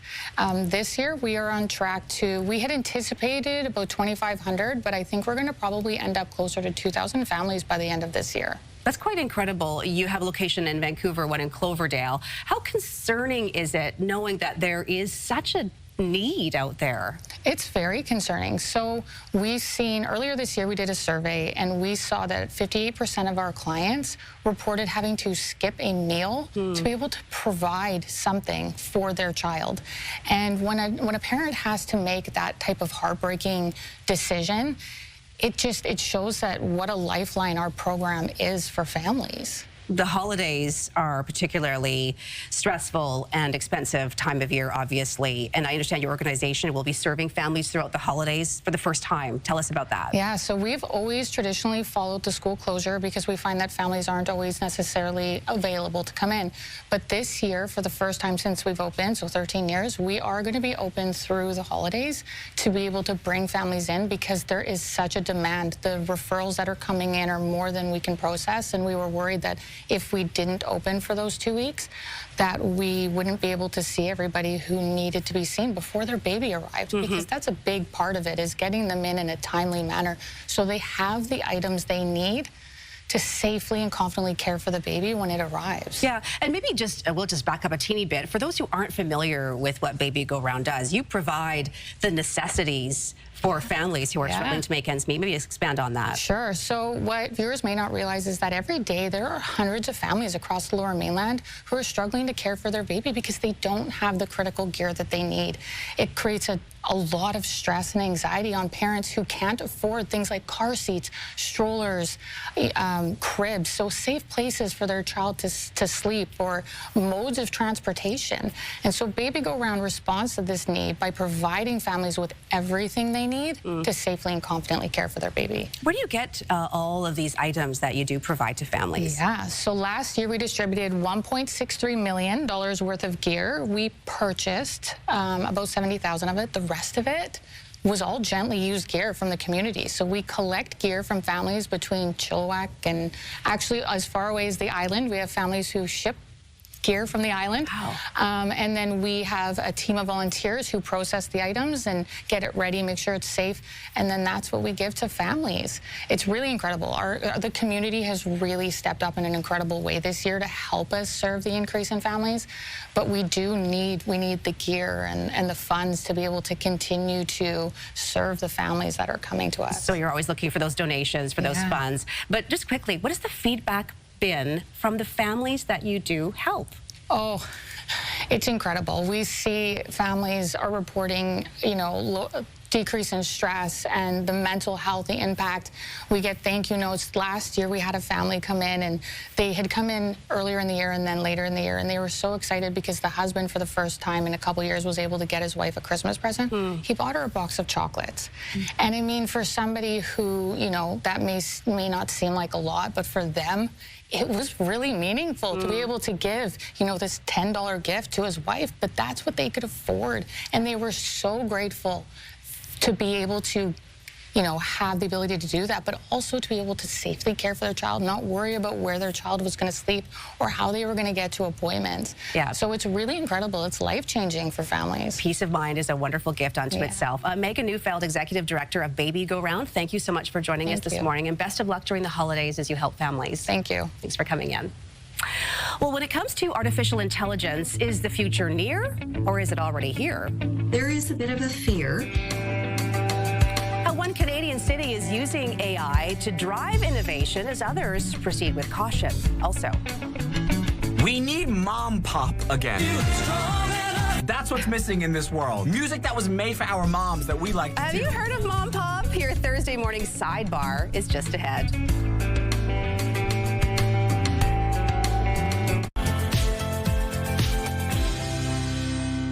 Welcome back to your morning, Vancouver, 7:53 a.m., the calm after the atmospheric river. So thankfully, the kids will be heading into school, mostly cloudy skies, 7 degrees. We'll take this little break because we do have a wet weekend on deck. We're into above seasonal temperatures. It's Monday where we're looking at the rain potentially intensifying. So we're going to keep an eye on that next system. But it is going to be steady rain all weekend. Okay. Great. We get a few pauses in there, but yeah, nothing like what we just saw. Right. Okay. I wonder if we'll get any snow. Well, we're not asking for it. I am. Do you want the snow? Yeah, a little bit. Of course. It's better than the rain. Anyways, it's time for your sidebar.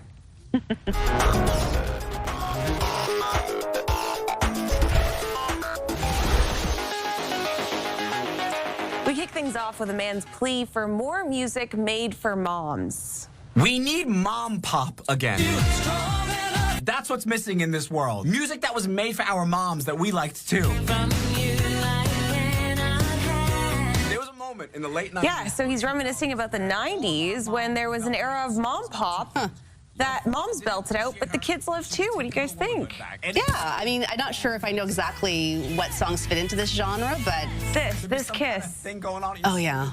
My mom used to listen, I used to call it just soft rock. Right? Just soft rock, and now I used to laugh at her, of course, as a teenager, and now I listen to it myself. Now it's mom pop. Apparently there's a Spotify playlist called like 90s mom playlist to clean the house to. Okay, I'll look for that. Hey, the jeans even made a comeback, so hey, it's true. Right? Everything, what's old is new.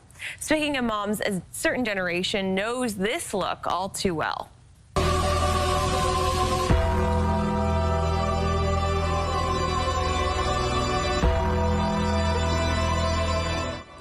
Some parents say they can't control their kids, but others only have to make this look to stop their kids from doing what they're doing. Okay, the funny thing about this is that this is how my daughter looks at me when I'm doing something. Oh, boy. So true. The tables have turned. Yeah, like the death stare, like, Mom, stop. Yeah, just the look of contempt. Yeah, I got it I'm all doing the something time, funny, too. and she's like, don't. That's a really good impression. It's a really good teenage impression. I like it. Lastly, this group of friends decided to exercise their free will by doing this. And it won't leave me alone. These wounds won't seem to heal. They all wore the same wig to their brunch date in Vegas. They also decided to pretend that they couldn't read the menu and had hot flashes and snapped at the servers. Huh. Well, now they're just poking fun. They're being Karens, I guess. Oh, that's not very nice. No, I mean, they're, I guess, poking fun at the age. Is it the age or the hair? I don't know. I think it's all of the above combined. Little combo. It's a Karen. I want to say it's a Karen impression. And in that case, it's funny. I have seen people doing that at bachelorette parties. Like, they all dress up as grandmas except for the bride. Oh, okay. And they go to, like, a winery or whatever. And then it's, like, it's funny because people are like, what are you guys doing? There's novelty to it. Yeah. I like the idea of all wearing the same wig. It's kind of funny. Yeah, this is what the kids are doing instead of getting drunk. It's good. Healthier. It's definitely healthier. That's all for your sidebar. Thanks, Mona. Okay, well, it's beginning to look a lot like chaos, at least at one holiday-themed store. How a deer created chaos in a Christmas shop and how police managed to get it out of there, that is still to come. Also, we could learn more about the Whitecaps' future in Vancouver. A major announcement is coming this morning. Could it be a new stadium? What we know so far, and... A state of emergency remains in place in the Fraser Valley as the Nooksack River overflows its banks. We'll chat with the mayor of Hope and have the latest on evacuation alerts and road closures when we come back.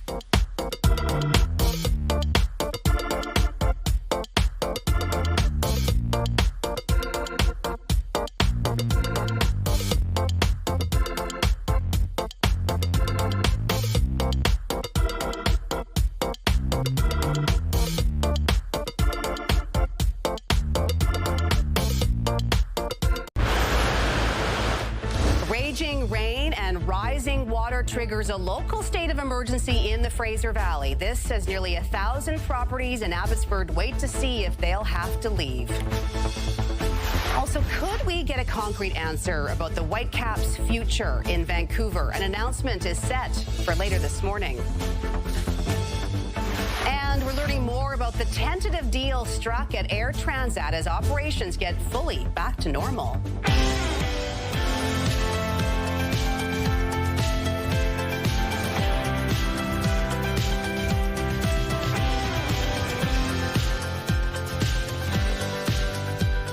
Good morning, everyone. It's Thursday, December 11th. Welcome to Your Morning, Vancouver. I'm Carrie Adams. Well, some residents of Abbotsford are waking up under evacuation alerts or have already been forced to flee as flood concerns grow in the region. The province says it is a serious situation, but are stressing that for now, this is not expected to be a repeat of the devastating 2021 floods. Our Reagan Hasegawa is in Abbotsford for us this morning near Claiborne Road and Highway 11. Good morning, Reagan. With daylight, we can see a little bit more what's happening behind you there. We know that the Nooksack River has topped its banks south of the border. It's caused major flooding. What is the latest where you are? Good morning, Carrie. Well, things are starting to look up here in the city of Abbotsford. The rain has held off and the water is slowly starting to recede from what we can see here on Claiborne Road near Highway 11. But this community is not out of the woods just yet. We know that 370 properties are on evacuation order in the Sumas Prairie West area. And then also in Sumas Prairie West, East, and Claiborne Village, about 1,000 properties on evacuation alert, meaning those people need to be ready to go at a moment's notice. But officials stress they are better prepared for this kind of flooding situation compared to what we saw back in 2021. I want to assure you that we are in a much better place than we were in 2021, and that the Emergency Operations Center is fully staffed and prepared to support as this event unfolds. So overnight, those evacuation alerts did remain in effect for those 1,000 properties in the region. And the Nooksack River in Washington state did spill its banks and flows were expected to peak overnight, but we are seeing that slow decline that officials were expecting this morning as the water returns to its banks later today. Officials say the volume of water is similar to what they saw in 1990 and 2021, but the duration is far shorter and the rainfall in the Fraser Valley has eased. Key reasons they're not expecting a full repeat of what we saw 4 years ago. Still, the Minister of Emergency Management is urging anyone near waterways or in low-lying areas to have a grab-and-go bag ready for each family member, including pets, and be ready to leave if an alert does become an order. The province says it has flood control equipment, sandbags, and provincial crews are on standby and is working closely with Whatcom County as well as Washington State as this event continues to unfold. We started to see that a little bit, and we would certainly encourage, with everything that's going on in the Fraser Valley and Abbotsford this morning, ask people to respect all the barricades, directions of officers. We're still in the active processes of assessing what's happening, what we expect in the weather event that we're experiencing. But the members of the public can really help us by respecting those barricades and being safe. Yeah, that's the main thing, is everyone's safe, and the rain has subsided. There is still pooling water out there, especially in the area where you are. What's your message for people who may be thinking about heading out? Yeah, my drive in this morning was quite treacherous. There were a lot of roads that weren't actually shut down that probably should have been, and that's because the water was extremely deep. I want to mention this barricade behind me. I want to say about 75% of the drivers that have come up here have not obeyed this barricade and have decided to drive through anyway. And you have to be careful in this situation because it can be quite deceiving. You can see a minivan is just coming through here right now, someone that has decided not to follow the barricade. And keep in mind, the water can be a lot deeper than it appears. And we know that because there is vehicles, we've been told, on the other side of the hill behind me that are actually stuck in the water because they chose not to read those signs. So you heard the message there from Abbotsford Police Chief. They don't want people driving through these areas, and they're asking people to actually avoid all non-essential travel in this region if possible. Carrie. All right, Reagan Hasegawa joining us this morning from Abbotsford. Thanks, Reagan. Well, one of the Fraser Valley communities really impacted by this torrential rainfall is the District of Hope. And for more on that, we are joined now by Hope Mayor Victor Smith. Good morning, Mayor Smith. Thanks so much for taking the time for us this morning. Good morning, Carrie. So the good news is that the rain has stopped this morning. It sure came down fast and furious yesterday. How would you describe how bad things got, and what do they look like this morning? So this morning it's a calm because it's quit raining. So we're having a breather here. The crews worked out through the night monitoring to make sure that everything was safe. We didn't have very many people in town like we did before, so a lot of people stayed home early, I think, and got the message. The hardest hit area for us was like Cockwa Lake at the east end, and also on the Cockwa Lake Road. We have washouts there, just on the road, a lot of debris left there. The slide on Richmond Hill, there was a couple vehicles got damaged in the slide. Nobody was injured, fortunately. And the district crew will be out there with getting a geotech done today to make sure it's safe, before they work. But all the roads out of Hope, all 5 are closed at present. They'll start assessing the situation and get someone open, I'm sure, this morning. But it's a safety factor of trying to work in the dark. It's not a good thing. Yeah, absolutely. Hopefully better luck as daylight comes. You mentioned all the roads in and around Hope are closed this morning. And how else has your community been impacted? I understand kids are being told, hey, don't even bother going to school today.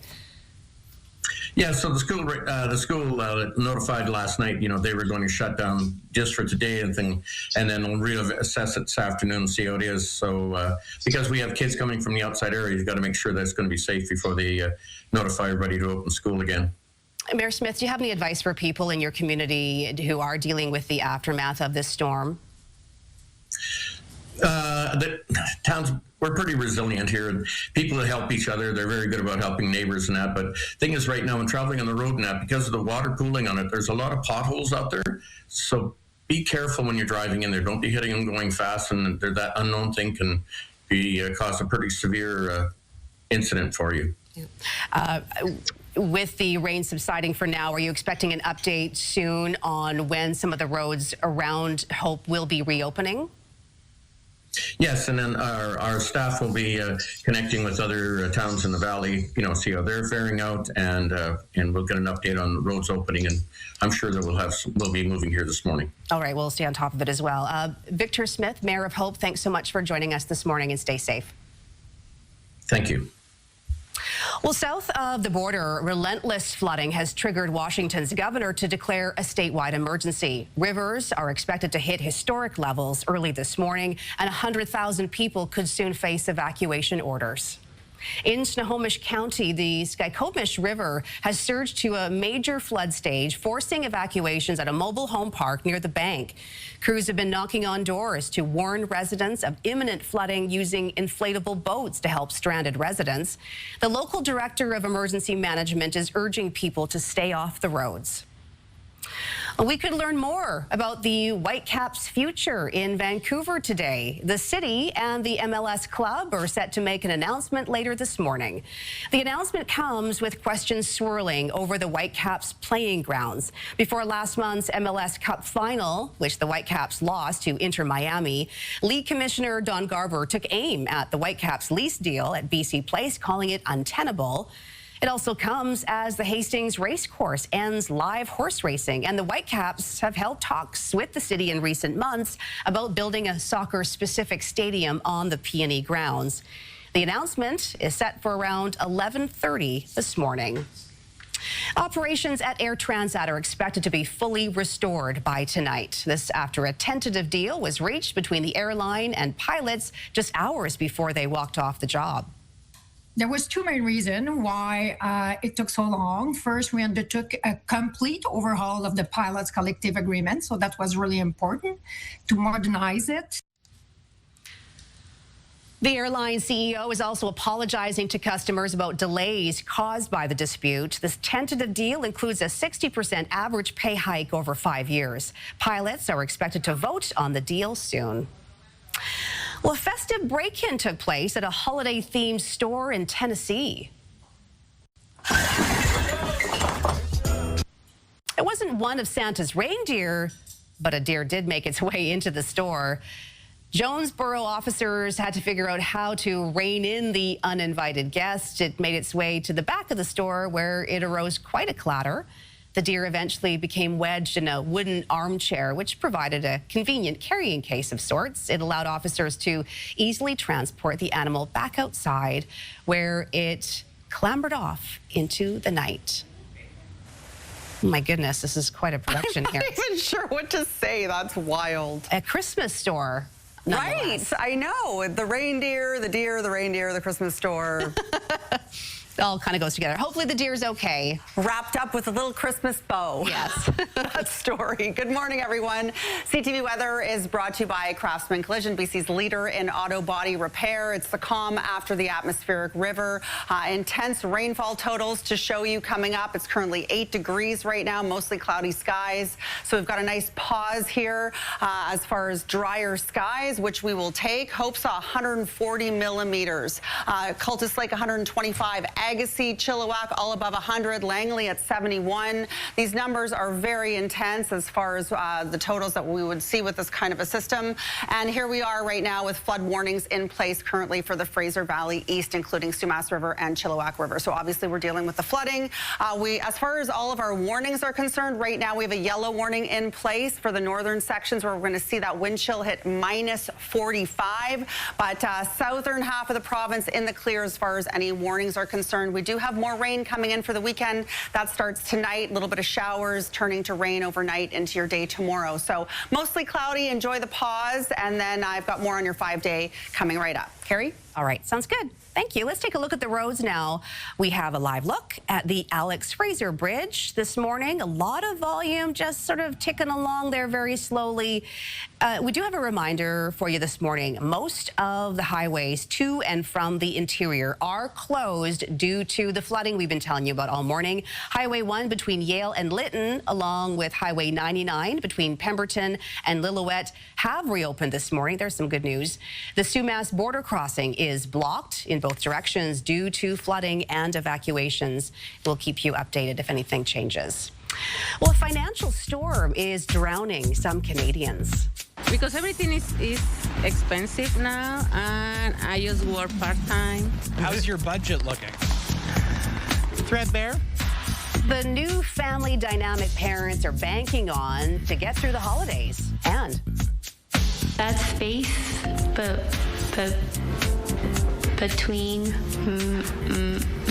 my words, it's not empty. Celebrating speech diversity, how an event is creating visibility for people who stutter. Stay with us.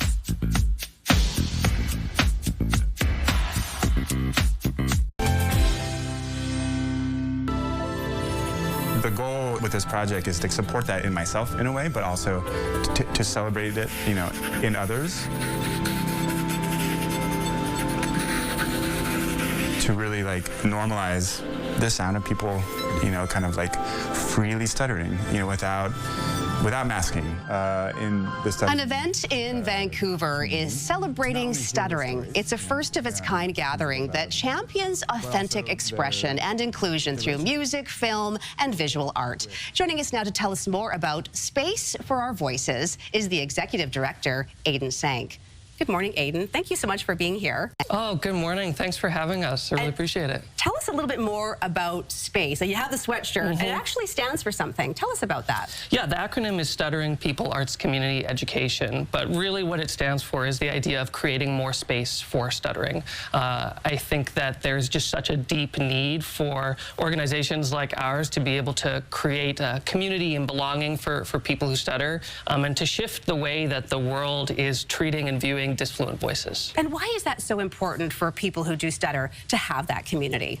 I think because people who stutter can so often grow up not meeting anybody else who stutters, and so it can feel like a very isolating experience. You can feel like you're the only one. And part of the issue as well is that we don't see stuttering reflected in media and in art very frequently, and when we do, it's very often reflected inaccurately. And so for somebody who stutters, especially a young person who stutters, you may grow up really only seeing reflections of yourself that don't feel like they truly match your identity. Interesting. Okay, so the event is taking place this Sunday from 4 until 6:30. Did I get that right? Yeah. At the Beaumont? Yes. Okay, so this event gives musicians, filmmakers, even journalists, as you mentioned, who stutter an opportunity to share their stories and really just speak in their own words and to have that open, safe space. Tell us more about what people can expect from the event. Oh, I think people can expect to have an incredible experience. I think, first of all, there's nothing really like this that has happened here in Vancouver, in BC.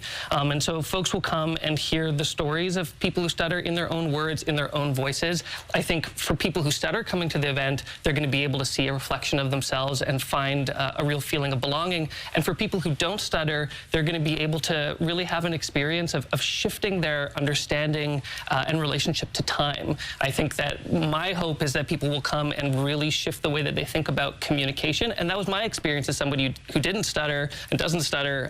Meeting people who stutter for the first time, it really completely changed the way that I listen, changed the way that I communicate. And I think that people will have an experience like that when they come as well. Yeah, what are some of the misconceptions that people may have when thinking about people who have a stutter? Oh, there's so many misconceptions. I mean, first of all, that it's curable, that it's something that you can sort of practice away. For most people who stutter, once you stutter past the age of around 10 or 11, you will likely stutter for the rest of your life. And I think other misconceptions are around lack of intelligence, or that people who stutter just need a little need to just take more time when they're speaking in order to speak fluently, and that's really not true. People who stutter know exactly what they want to say. They just need to be given the space and time to be able to say it. Okay, so how can people participate in the event if they would like to be a part of it? Yeah, you can go and RSVP for tickets. spacetostutter.org is our website. We have sliding scale tickets, so it's accessible for everyone. And even for folks who can't come to the event, I'd really highly recommend that they check out the website. Look, it's lovely to hear this kind of stuff from me talking about this stuff. I think I talk about it totally fine, but what's more important is to hear from the voices of people who stutter. And so whether they come to the event or see the media that we have on our website, they'll be able to hear directly from folks who have that lived experience. Aiden Sang, thanks so much for joining us, and good luck with the event on Sunday. Oh, thank you so much. It was a pleasure to meet you. You too. Take care. Well, the BC River Forecast Centre has upgraded a flood watch to a flood warning for the Tulameen River. It comes as we track that local state of emergency in the Fraser Valley we've been telling you about after that heavy rainfall. The latest on the flood watch and road closures just ahead.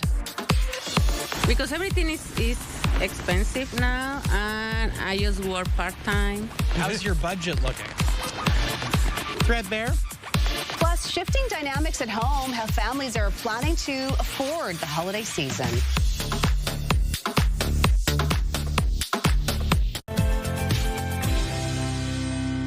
Welcome back. We have Steph, and Mark is here. You're going to see more of Mark in the days and weeks to come. Good to see you, Mark. Thank you. Nice to be here. Good morning. So great. Hi. Yeah, well, it's a typical jolly time of year, but for this holiday season, many Canadians are really feeling some financial anxiety. Here's CTV's Andrew Johnson, who families are turning to help pay for the season. On a gray and wet day in Vancouver, holiday shoppers are battling the weather and what's happening to their wallets. Because everything is expensive now, and I just work part-time. How's your budget looking? Threadbare? They're not alone. Among the hundreds of Canadian parents recently surveyed by Interact, 2/3 say rising costs are making it harder to manage holiday spending. and more than half are worried about overspending. You're going to stick to the budget. I'm sticking to the budget. As for that holiday budget, close to half of parents surveyed say they plan to spend less than $500 on gifts. A quarter are budgeting $500 to $1,000, and nearly 3 in 10 plan to spend $1,000 or more. What kinds of gifts are you getting your 33-year-old? Perhaps he's going to watch this then. That's right. I'd rather not say. Some parents are calling in reinforcements. More than 1 in 5 are relying on grandparents for holiday help. A third say the grandparents are spending more than they are. We are very fortunate. We have a lot of grandparent help. My son wants a trip, so my grandparents are contributing to money towards the trip. In this time of tight budgets and packed schedules, one shopper offers some sage seasonal advice. Learn to relax. There's a little bit of joy in being able to give yourself space to breathe. But Christmas white knuckling can continue well past the 25th. Almost 2 in 5 parents admit digging themselves a financial hole every holiday season, with close to half saying it usually takes them until spring to recover. Andrew Johnson, CTV News, Vancouver.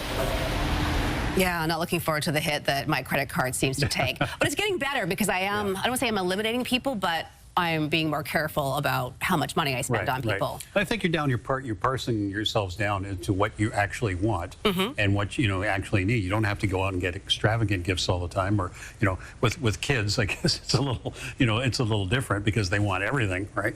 But I just find the expectation though from the kids these days. I mean, my kids aren't telling me anything that's under $1,000 per item. That's right. There's no way I'm spending that much money on my kids. No, I know, but it's this expectation this generation.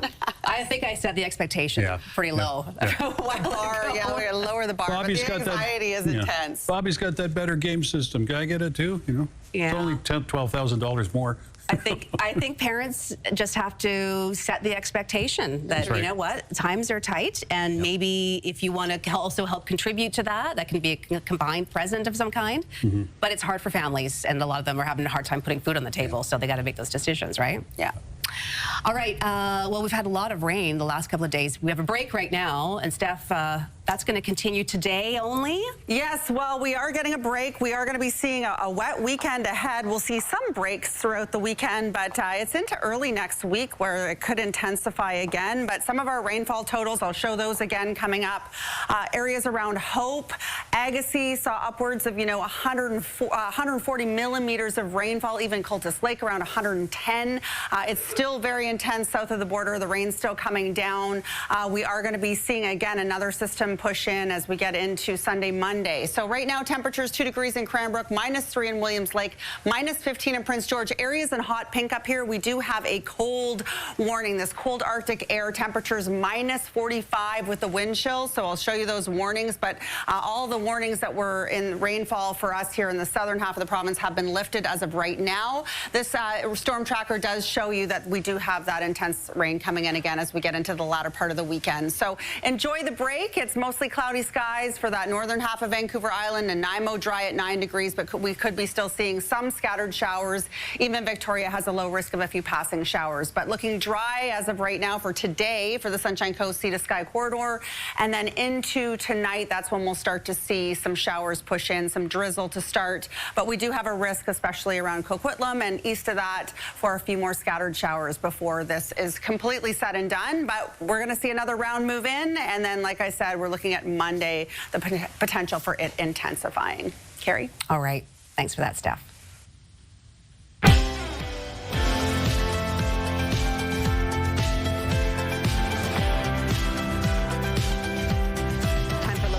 Stories, and we begin in the Fraser Valley. Hundreds of people there in Abbotsford are still under evacuation alert this morning. Others have already been forced to leave as water from the Nooksack River continues to push towards Sumas Prairie. Officials say the situation is serious, but early modeling suggests that this may not match the devastating flooding of 2021. Crews have been working throughout the night, watching water levels closely as the Nooksack overflow moves north. The big message from officials is to be ready to leave, but also that early assessments show this is a different event than what we saw 4 years ago. Reagan Hasegawa joins us now from Abbotsford at one of the roadblocks. A lot of road closures, and with the rain stopping this morning, Reagan, it does give crews that have been working overnight a little bit of chance to breathe here. Good morning, Carrie. Yes, some hopeful signs here in Abbotsford this morning. We're just off of Highway 11 on Claiborne Road this morning. As you can tell, the road barricade is still up at this point. The rain has held off all morning long, and we're actually starting to see the water levels recede a little bit, which is a welcome sign to people here that are concerned about seeing a repeat of 2021, something officials don't think is likely to happen. We're in close communication with Whatcom County and the province of BC, and based on their modeling information, we anticipate flooding, maybe more than what it was seen in 2020, but not as significant as the 2021 event. The city of Abbotsford has declared a state of local emergency, and we know that 371 properties in Sumas Prairie West were ordered to evacuate immediately. 1,000 properties across Sumas Prairie West, East, and Claiborne Village remain under evacuation alert this morning. The province warns water will continue to move through the area later today. Modeling shows the Nooksack River peaked overnight, with flows expected to gradually decrease throughout the morning. But officials say that doesn't mean communities are in the clear. For many farmers, the sight of rising water is reigniting fears of 2021, when entire farms were lost and livestock had to be moved in just a matter of hours. There have been no improvements that would prevent a flood from 2021 for the West Sumas Prairie. Absolutely nothing. We need pumps put on the Sumas River. That'll help protect the West Abbotsford side of things and get the water away from there. Okay, so Reagan, people have been told not to head out on the roads unless they absolutely have to. What can you tell us about the driving conditions where you are? Well, early on this morning, Carrie, there were many roads that were inundated with water that likely should have been shut down, but officials didn't have a time to get around to them. So even though the water looks like it's receding, keep in mind a lot of those puddles are deceiving. We're hearing that just over the hill behind me that there's vehicles actually stuck on the other side that did try to pass through that water, and their cars were just too low into the ground and they weren't able to get through. So that is definitely a risk that people are facing. Officials reminding people to be respectful of these barricades, and keep in mind, if you have been evacuated, there is a reception center open at the Abbotsford Recreation Center this morning. So far, no update on when we might hear from the mayor and emergency operations here in the city of Abbotsford, but of course we'll have all the updates on CTV News Vancouver.ca. Carrie. Okay, Reagan Hasegawa joining us live this morning. Thanks for your reports today, Reagan. Well, access between the Lower Mainland and the interior is slowly being restored this morning. Drive BC is now reporting that Highway 1 has fully reopened between Yale and Lytton. As well, Highway 99 has reopened between Pemberton and Lillooet. But the Coquihalla is still shut down in both directions from Hope to Merritt. The Sumas border crossing is closed to all traffic this morning. Drivers are being advised to use the Aldergrove or Pack Highway crossings instead. Well, turning to other news now, could a free trade deal between Canada, the U.S. and Mexico be scrapped? The American point person on trade talks is floating the idea of breaking up CUSMA. Our economic relationship with Canada is very, very different than our economic relationship with Mexico. My sense going forward is we're already talking to them separately. Jameson Greer says he has not been in the same room with both Canada and Mexico to talk trade this year. He adds the Trump administration is keeping all options open as the free trade deal comes up for renewal next year. This includes separate deals with Canada and Mexico. Canadian Trade Minister Dominic LeBlanc says he's hopeful CUSMA will remain in place. Well, the deadline for Canadians to get a slice of the $500 million class action settlement in the bread price fixing case is tomorrow. The suit accused Loblaw and his parent company, George Weston, of engaging in an industry-wide scheme. Canadians have until tomorrow to submit an online claim if they purchased packaged bread between January of 2001 and December 2021. You can go to CanadianBreadSettlement.ca for more information. Time magazine has selected its Person of the Year for 2025, and like most things nowadays, it's connected to AI. The magazine has named the architects of AI as Time Magazine's 2025 Person or People of the Year. It says this year was when the potential of artificial intelligence, quote, roared into view with no turning back. Previous winners include Donald Trump in 2024 and Taylor Swift in 2023. When it comes to artificial intelligence, is the future near or is it already here? It's a bit of a fear. How one Canadian city is using AI to drive innovation as others proceed with caution. And BC's Ale Trail is encouraging people to discover what BC has to offer in Salmon Arm's craft beverage scene. We're back in a moment.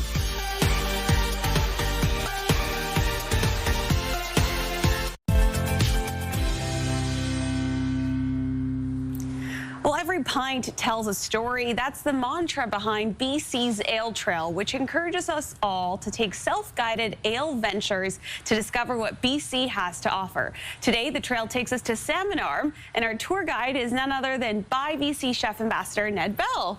Hi, Mona. Good morning. How are you? I'm very well. I didn't know you were also a tour guide. I mean, I'm a tour guide that's full of all kinds of things delicious. Yes, you're going to tour us through the senses, and it's always going to lead us back to food. You know, what I love about the Ale Trail, the BC Ale Trail, is that, of course, when you're going to all these breweries, usually what surrounds the breweries is great farms, great ranches, great artisans, all kinds of tastiness that celebrates that place. So today we're in Salmon Arm. I'm actually supposed to go to Salmon Arm today, Vernon, for a hockey tournament, so hopefully it the weather holds up. Stops raining a little bit and I can make my way up there for my son's hockey team. But we've used a Shuswap Brewing brown ale, so like a deep sort of ale for this braised BC beef. But truthfully, Ricochet would be great. We also have some ciders here that we could pair with, depending on whether you like beer or cider. Lovely. Truthfully, any delicious liquid would go perfectly with a braise. Look at that. Okay, so what did you make here? So this is braised BC beef with the brown from Shuswap Brewing. Now, this time of year, I love to cook like slow braised beef, duck confit, roasted chicken legs that are braised, that kind of thing. We've also made some caramelized onion mashed potatoes that might change your life. And then, of course, some roasted cabbage and roasted butternut squash. But to braise this, basically, you're slowly simmering something in a liquid. That liquid has to be super flavorful. So saute onions and garlic, some carrots, some celery. When do you add the beer? Sear the beef, add it all together, then add the beer, cook the beer just a touch because you want to sort of draw the flavor out of the beer, then add some stock. In this case, we used beef stock. You could use chicken stock or something. And then cook it in the oven or on the stovetop, however you want, for a long period of time. In fact, this cooked for me for about 4 hours. Low and slow, as we like to say. But, of course, really, it's about what do you love to eat, and this time of year when it's raining, it's cold, family meals, celebration, big table, all kinds of delicious things. And I imagine, obviously, all parts of BC have so much to offer. Talk to us a little bit about Salmon Arm and what comes out of there in terms of food. Obviously, we know they have a great beverage scene, but what else can you get there? Well, like so many fantastic communities in the Thompson Okanagan, and as we extend into all these sort of bread baskets that is British Columbia, it's full of farmers and ranchers and artisans and people that grow things and people that make things, and it's right in your own backyard. You just got to look a little bit harder, and when you buy local, of course, you're keeping those dollars in your community. You know, as the BabyGoRound Chef Ambassador, I've been so fortunate to travel all over the province, but these are real British Columbians, real humans, real families, blood, sweat, and tears into the things that they adore. And to me, that's really what matters, you know? Yeah. So when you're on the BC Ale Trail, there's obviously lots of stops that folks can embark on. This stop took us to Salmon Arm, but what other stops are there? Well, I mean, of course, it depends on what you're looking for. I would always like to go to whatever favorite restaurant you have in that region, or favorite farm stand or ranch or what have you. And you don't have to drink because you don't drink. I don't drink, but there's lots to see and do on the trail. And you can still cook with alcohol if you choose not to drink like me. But of course, what I like to do is, doesn't that look great? It smells incredible. Very autumnal. autumnal, right? Very. It just looks amazing. And Absolutely. smells amazing. So we have grainy mustard, a little bit of BC dairy sour cream, a little bit of salt, a little bit of pepper. Okay. Mixing it together. This is going to be like our little sauce on, yeah, exactly. on the side so there's a bit of, you know, gravy. In this case, it's braised liquid. It smells incredible. And then you just put mustard. that on top like that. Wow. Even more of the season, a grainy mustard. That's now, right. Chef Ned, where can people find this recipe? Well, they can find it at nedbell.com, of course. And I hope that you try it. If you do try, take a photo, send it to me, and maybe you and I can enjoy this. Absolutely. We absolutely will. Carrie, I'll save you some as well. Yeah, I'm going to take me a trip on the old ale trail. Amazing. Yeah. Looks like a good time. Thanks for that, you two. Well, AI is becoming part of daily life, and experts say Canadian municipalities are gearing up for a major tech shift. But it does come with some reservations. Here's CTV's Alison Bamford on how cities are already putting AI to work. Saskatoon Transit is working to get these buses back on the road. Small repairs now to avoid major failures later. Instead of running a bus until which point in time a check engine light or a stop engine light would appear, we're now able to get ahead of that. Helping them get ahead is AI. Here's a fault code. They successfully piloted the software in 2023. Today it analyzes real-time data from bus sensors and catches maintenance issues early. Left unchecked, that bus would have been dead on the road. The information is tracked constantly, cutting costs on parts and saving hours of unscheduled maintenance. This becomes one more tool in the toolbox in helping us. 23% of Canadian municipalities use AI. Another 31% are actively evaluating how to incorporate it. We're seeing a lot of municipalities kind of in that learning or experimenting phase. They're still trying to understand in what capacity they can use AI. ChatGPT or Microsoft Copilot are common starting points for municipalities, but many have advanced using it for predictive maintenance, chatbots, and understanding traffic flow. There is a bit of a fear that if they do venture into the AI world, that they are going to do something that will end up upsetting the citizens or putting them at risk. Privacy, data protection, and cost are concerns holding back some municipalities. But this expert says don't be afraid. Just do it in a planned way that allows for management of the risks. And taking those risks could pay off down the road. Alison Bamford, CTV News, Saskatoon. All right. Time magazine named the architects of AI the people of the year. So it's no doubt we're talking about it with municipalities as well. Yeah, no doubt at all. So there's no turning back. Now, there's no turning back. But let's just look back at that atmospheric river. We're seeing the calm right now, a nice calm morning. A few scattered showers around certain parts, certainly south of the border. CTV weather is brought to you by Craftsman Collision, BC's leader in auto body repair. I'm just going to show you one last time here the rainfall totals from this atmospheric river. This came very fast, very intensely. Hope 140, Cultus Lake 125, Agassiz 103. These numbers very, very high, as you can see, especially for such a short period of time. So we are into a wet weekend. We are going to be looking at another system moving in tonight, but right now, North Island looking dry, mostly cloudy skies for your day ahead. Dry for Nanaimo, chance of a few showers for Victoria, likely a few scattered around Port Alberni today and Tofino, and we're looking dry for the Sunshine Coast Sea to Sky until tonight. That'll be more drizzle, amping up to showers and some rain through the overnight. So still a risk of a few scattered showers, as you can see, east of Coquitlam, Surrey. We could be seeing that as well, and our temperatures still a little bit above seasonal. So we're at 9 degrees today, into those low double digits by the time we get into Saturday, Sunday, and we are looking at Monday, watching that closely because we could see another intense system move in on Monday. As we head into the holiday season, many of us are looking for thoughtful gifts that bring a little comfort and calm into real life. Here to share a curated selection of gifts is educator and host of the Juggle is Real podcast, Andriana Gonco. Good morning, Andriana. Good morning, Mona. You know, you still have a few loved ones to shop for. I have some beautiful intentional gifts that bring in that calm and ease into your routine. Nice. We love a gift that has a lot of intention. So let's start off with gifts for him. What's a really thoughtful gift that can feel special for any guy in your life? Yes, well, at the top of my list for him, of course, is going to be my husband, and I have the Bronze Series 9 Pro Plus to share. Now, this is a premium grooming gift that feels indulgent, but it's also incredibly useful and practical, which I know many men can appreciate.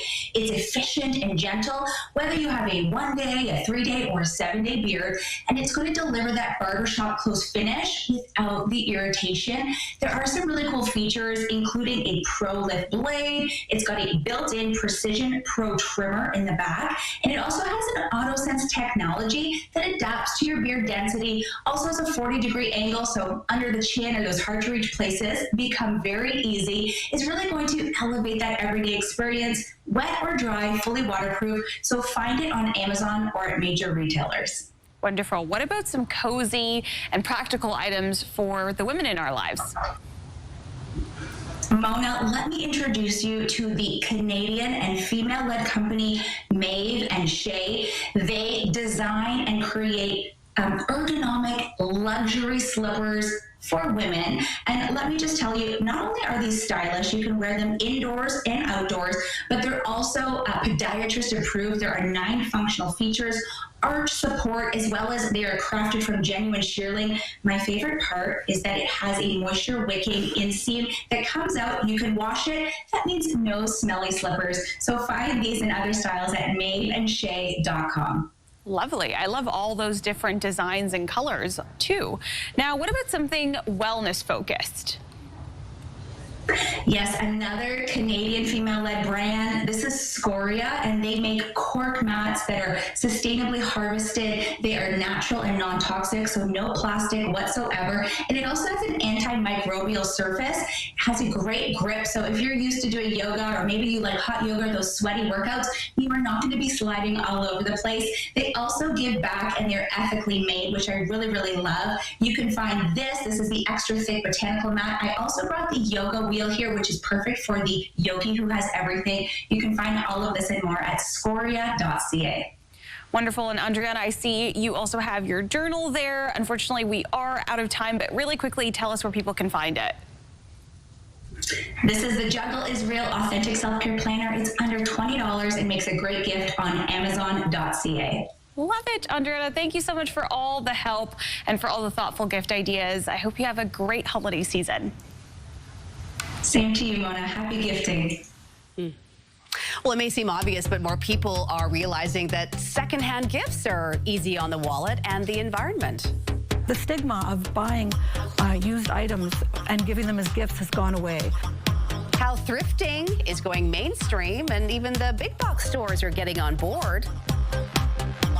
And tattoo tribute, how a tattoo artist is striving to make a positive, permanent impact over the holidays.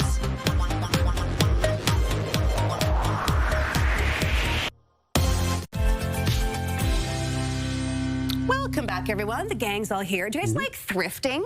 I do. Yes, I have gotten into it this year. I love it. Yeah, a lot of Canadians are looking to trim their holiday budgets this year by searching for second-hand gifts, from thrifted fashion to nostalgic finds. Here's CTV's Pat Foran. Vintage Vendors in Oshawa describes itself as retro, antique, and unique, but it's also part of the thrifting culture taking hold with many consumers. Susan Johnson says there are more than 100 vendors here with items that could make for a great present. The stigma of buying used items and giving them as gifts has gone away. Retro Christmas goods are highly sought after at this time of year. Another popular segment is vintage clothing. Many younger buyers see it as a way to purchase higher quality goods that are often hard to find. I don't think this will last very long in the store because the fact that it's the bay, it's this gorgeous red color, looks like amazing condition. Consumer Reports says thrifting has gone mainstream and people are more willing to accept a secondhand item. I think people's feelings towards that have changed a lot in the last couple of years. Thrifting can help you find something really special and meaningful for the people on your list. Researchers also say consider refurbished electronics, as you can often get something used that's dependable for a fraction of the price. Your best bets are smartphones that are no more than 3 generations old, laptops, desktops, monitors, gaming consoles, TVs less than 3 years old, cameras, routers, and audio devices. Consider refurbished products sold at big box stores, which often come with a return policy or warranty. No matter what kind of secondhand item you buy, it's also good for the planet. All the items we have here, if we weren't reselling them and reusing them and recycling them, they would be ending up in the landfills. When it comes to toys, many people are nostalgic for the past. They love collecting Hot Wheels, Superman, Batman, and anything Star Wars. Toys from the 90s are really hot right now for the kids that are in their 30s right now. They're buying stuff that they played with. By thrifting items or checking out vintage shops, you could discover some unique goods you won't find anywhere new, and you may save some money at the same time. Pat Foran, CTV News. Okay, so how would we feel if we got a nostalgic thrift store gift? You know what? I love thrifting. I don't think I'd feel comfortable gifting it, though, because you can't exchange it. And if you don't like it, it's so personal. It is more of a treasure hunt when you go to a thrift store. One of my favorite gifts I got this year was my film camera. My partner got it fixed for me because it broken, and it's secondhand, and that was the best gift I got. Yeah, I have a friend of mine who loves going to thrift stores, and he always brags about what he found afterwards. So he'll come over and he'll say, "Oh, I got this, and I got this, and I got that." Now you know what you're getting for Christmas. No, I know what I got for Christmas. Listen, retro rock T-shirts always works for me. Bring it on. That's the mental checklist right there. So a tattoo artist in Victoria is hoping to make a permanent impact on his community over the holidays. Beyond Ink, he's using his platform to help struggling families, just as strangers once helped his. Adam explains in the Sawatsky sign-off.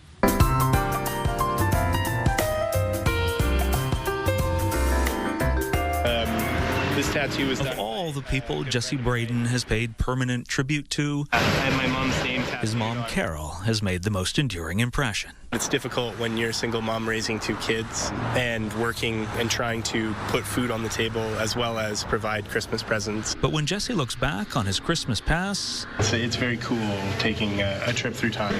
He sees his younger self always happy on the big day, despite the dread he often felt during the days leading up to it. There's obviously a lot of comparison. You see what other people receive, and you're left with nothing but to kind of look at what you have. Or in Jesse's case, don't have. Yet come Christmas, he would always find he did have something wonderful under the tree. I obviously thought that a lot of those were brought to me by Santa, and then later in life, as I became more mature, my mom kind of informed me of the help that we received throughout the years. And Carol always encouraged Jesse to be grateful, and whenever they could, pay that generosity forward. It kind of thrust me into the man that I grew up into to be. Now that he runs his own tattoo shop, Rebel Ink, Jesse and his fellow artists raise thousands of dollars every year by donating all the money they make from inking pre-designed tattoos to Santa's Anonymous, the same charity that once helped his family. And I hope that we are able to provide presents, food, a general feeling of fullness in their house. Like tattoos, Christmas memories make a permanent mark on our lives. So like his mom, Jesse's striving to make an indelible positive impact on other people's hearts. Adam Sawatsky, CTV News, Victoria. What a beautiful pay-it-forward kind of story there. So special. And Santa's Anonymous is Victoria's version, basically, of like the Lower Mainland Christmas Bureau. Santa's Anonymous is like branches throughout the country. Yes. They do wonderful work. Yeah. When you hear about organizations like that, and you always wonder, you know they're there, and you know people need them. But sometimes you go, well, do they really have an impact? Absolutely. Huge. That's the story right there. I can only keep just one simple gesture, and look what that's meant to. Yeah. Right? And that's why it's important to give back this time of year, not just get. Yeah. Pay it forward. Absolutely. Good to have you back, Mark. Thank you. That's all the time we have on this. What are we at? Thursday? I've not been able to keep track of the days of the week. I know. You keep losing track. It's Thursday. Tomorrow's Friday. There you go. We'll see you tomorrow. Bye-bye. Bye.